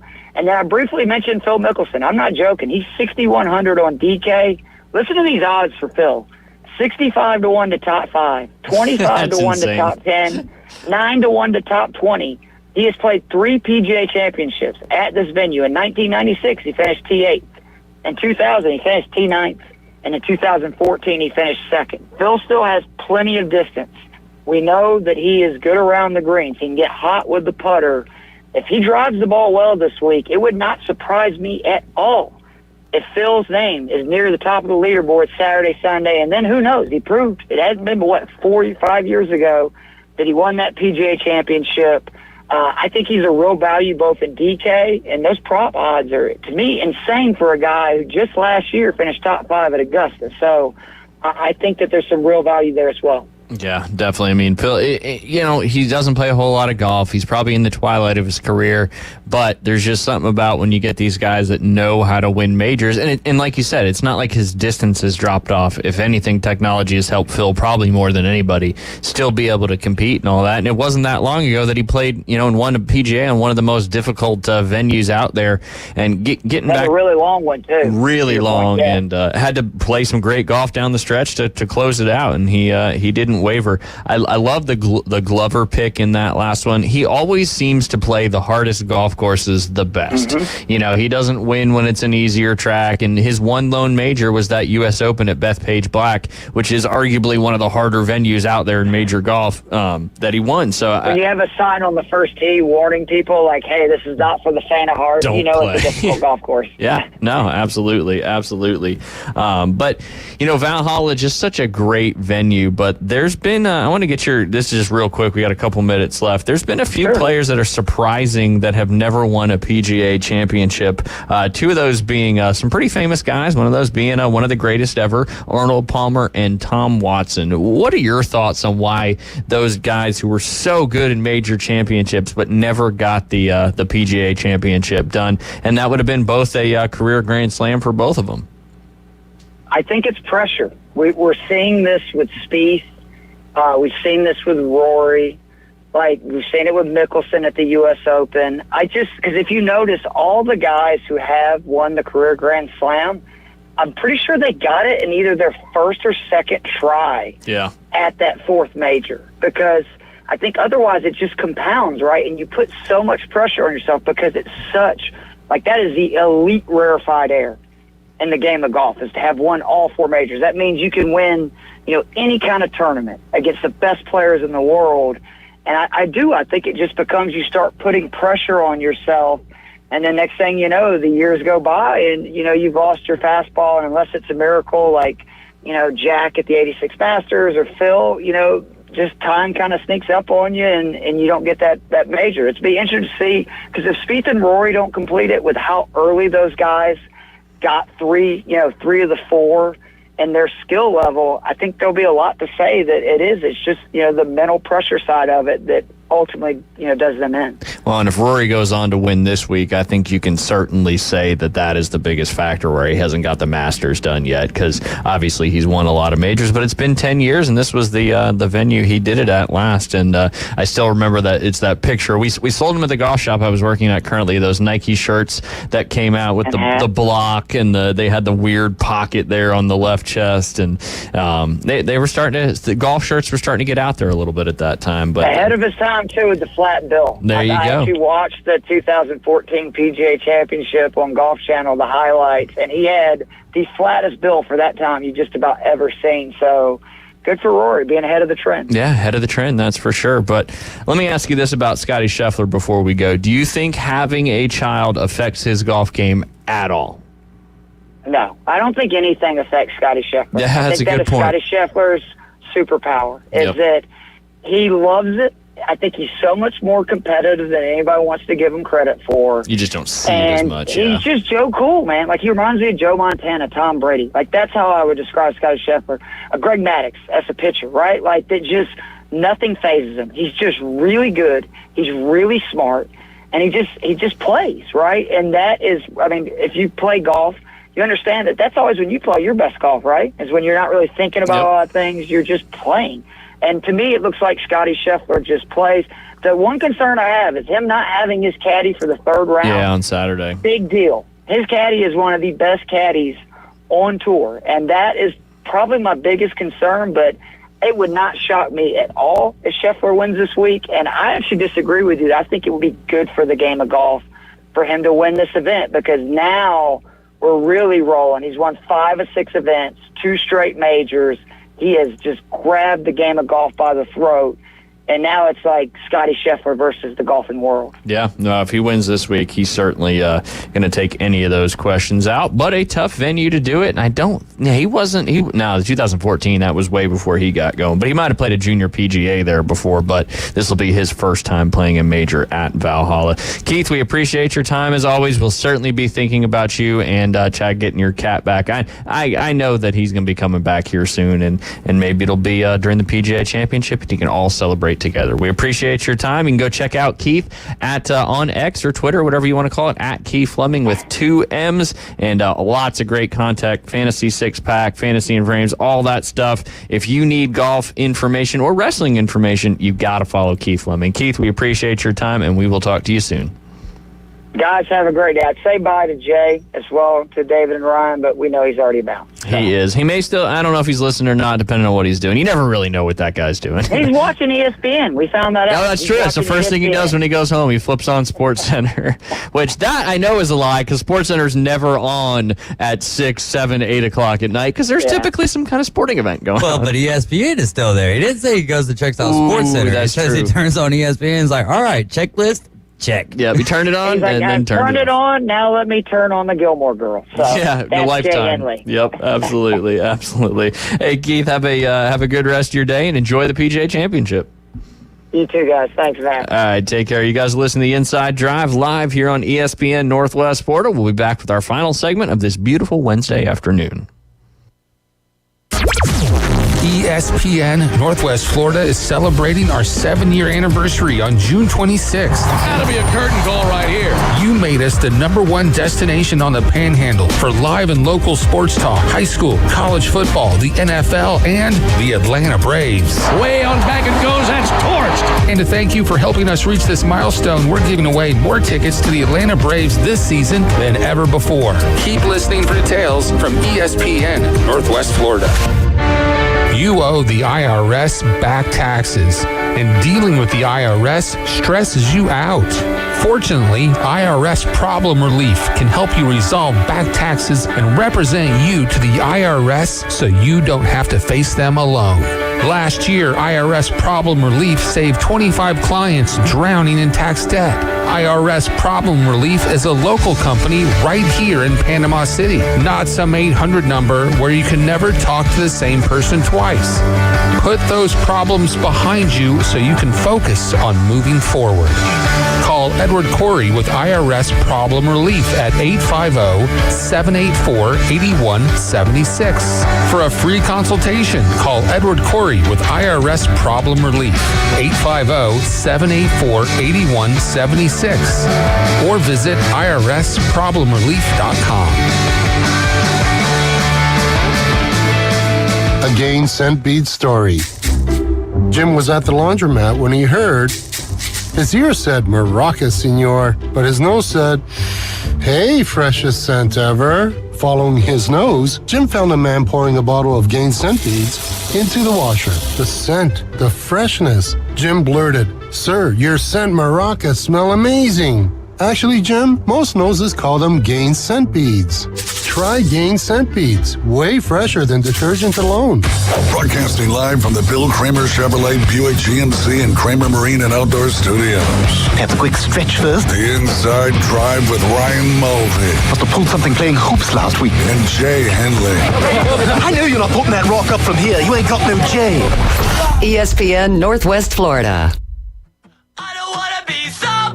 And welcome back. You're listening to the Inside Drive live here on ESPN Northwest Florida.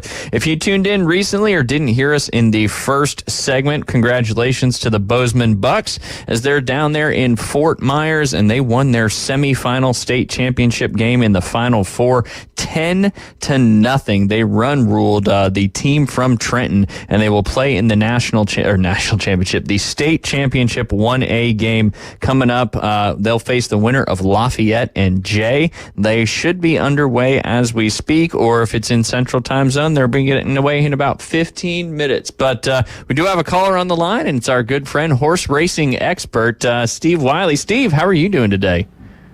I'm doing great, but I called to talk up my Bruins.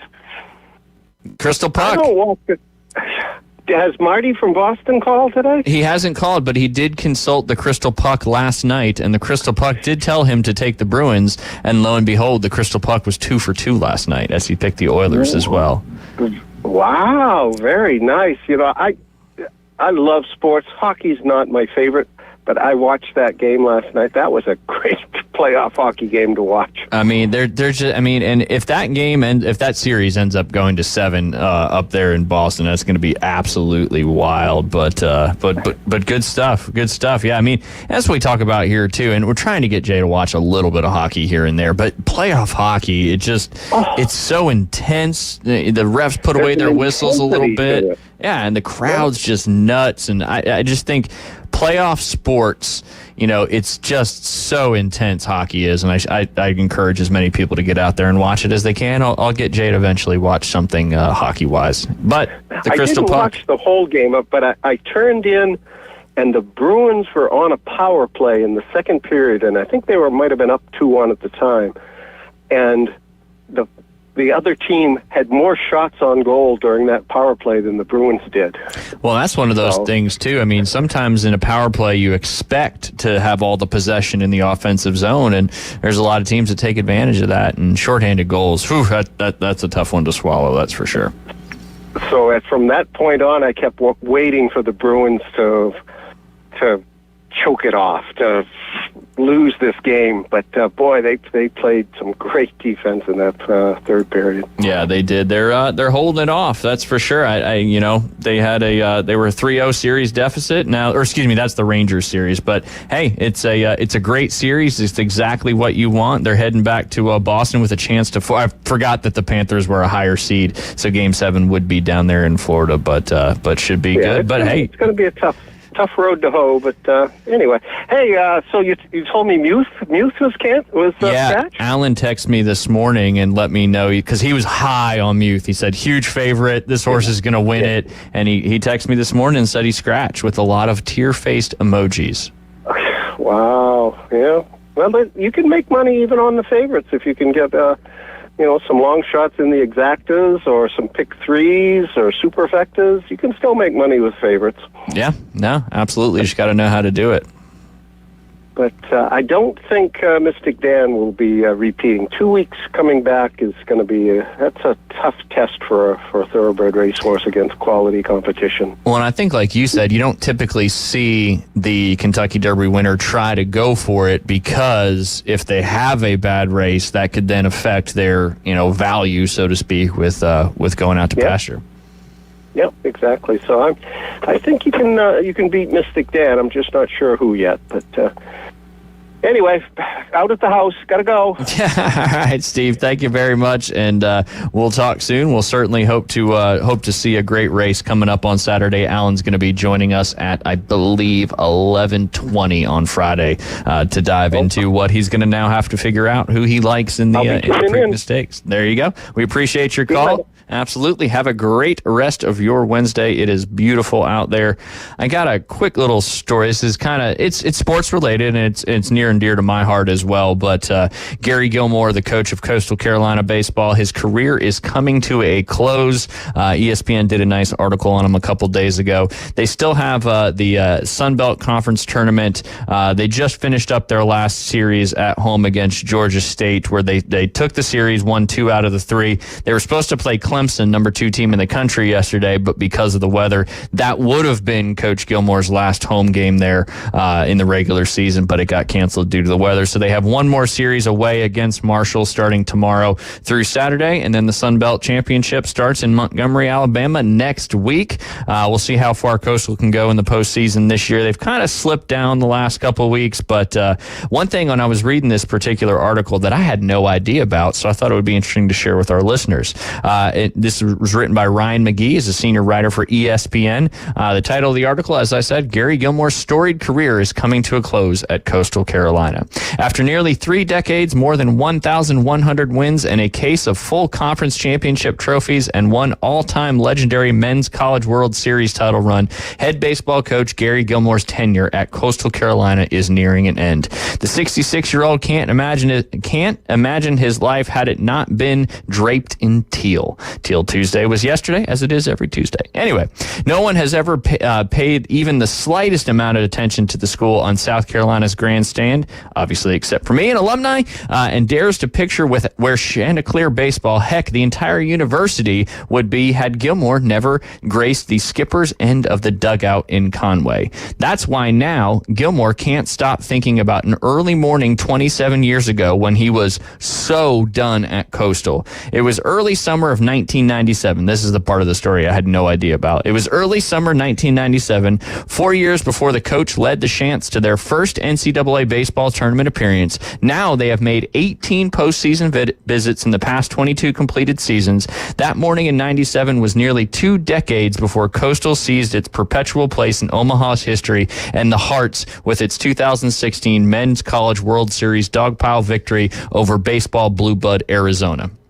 In 1997, Gilmore wasn't yet 40 years old, having just finished a torturous second season at the helm. Coastal finished well below the 500 mark, ranked 7th in the Big South Conference, and failed to earn a spot in the conference tournament. But that is also the same league where his teams went on to clinch 13 championships, be it the regular season, tournament, or in 8 instances, both. The Chants had added another 3 rings with the possibility of 1 more in the Sun Belt, their conference home since that series title. On that fed-up morning back in 1997, Gilmore owned just 57 wins as Coastal's head coach. Entering the final home game at Springbrook Stadium, he has 1,112. Yes, sir, that day I was done, Gilmore confessed from Conway last week, having just left a special commencement held for Chanticleer athletes who missed the school's main graduation ceremony, including a handful of his players.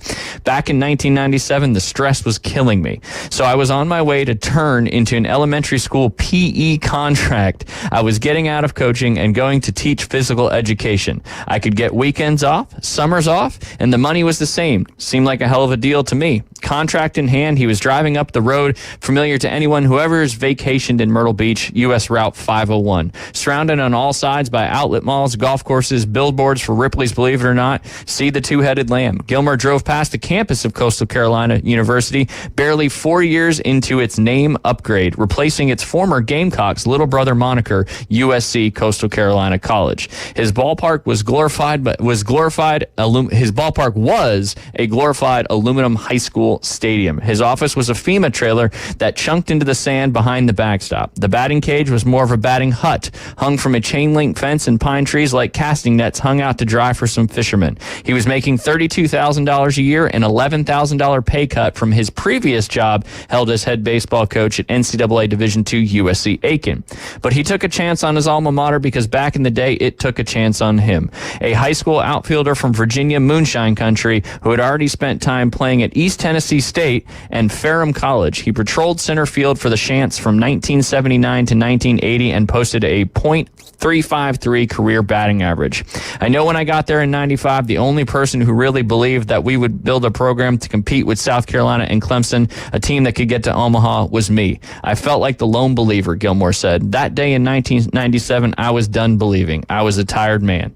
But the funny thing happened on the way to organizing Duck, Duck, Goose and some parachute games. His vehicle turned off South 501, steered its way down behind an abandoned Waccamaw pottery outlet, I know exactly where it is, and pulled into a parking lot next to Medieval Times. That's where his church had relocated to just a vacant country music theater. My pastor and I were buddies and thought, you know what? I'm going to stop in and chat before I go do this. 2.5 hours later, I tore that contract right up there in his office. Gilmore said, okay, you're right. I've just got to keep grinding. Then I went back to work. Gilmore, at most just a handful of weeks away from his last game at CCU's head coach, laugh. It's hard to think about how different my life would be if that day I had turned right out of that church and went to be a PE teacher instead of turning left and going back to that FEMA trailer. Hard, try impossible. And that's not only when thinking about Gilmore's life or career, considering the hundreds of players whose lives changed because he stayed and coached them in Conway. In the notorious tight world of college baseball, he is the rarest of individuals, a man who managed to make practically zero enemies. Just call or grab a rapid sampling of those who made their living in the game. You will hear unanimous praise for the blue-collar coach who had so many opportunities to grab bigger paychecks at Power 5 programs, but instead chose to stay in the northeast corner of South Carolina. The supposed feud between South Carolina and Coastal and me and Gary, I remember we went up there for a super regional and he had joked that he was bringing boxing gloves so we could duke it out at the press conference. Ray Tanner, South Carolina head coach for 16 years and athletic director since 2012, recalled when Gilmore announced his retirements on the plains of May of 2003. But he's a great guy, a true baseball man. What he's done at Coastal has given any school or program who might think, can we actually get to Omaha and win it all? And proved he can. The article goes on. I know we have a little bit left, but just imagine. And you hear so many stories of players or coaches that there was one moment in their life where a simple decision was made one way or the other that completely changed the course of everything. And I'm certainly glad as a Coastal Carolina alumni that he went and talked to his pastor and realized what he needed to do and went back to that FEMA trailer behind the dugout. And almost 20 years later, they win a NCAA national championship and build Coastal Carolina up to where actually people know who we are now. And, it's going to be sad not seeing him on the sideline, but 29 great years over there at Coastal, not to mention he played there for 2 years as well. So just want to give a little shout out to Coach Gilmore, and I may try to see if maybe we can get him on the show someday this summer. There you go. That would be awesome. That would be cool, that's for sure. Well, our time has come to an end here on this Wednesday. We'll be back tomorrow, I believe, with Jay the whole time. You're listening to the Inside Drive. Afternoon Underdogs coming up at 4 p.m. We'll see you guys tomorrow.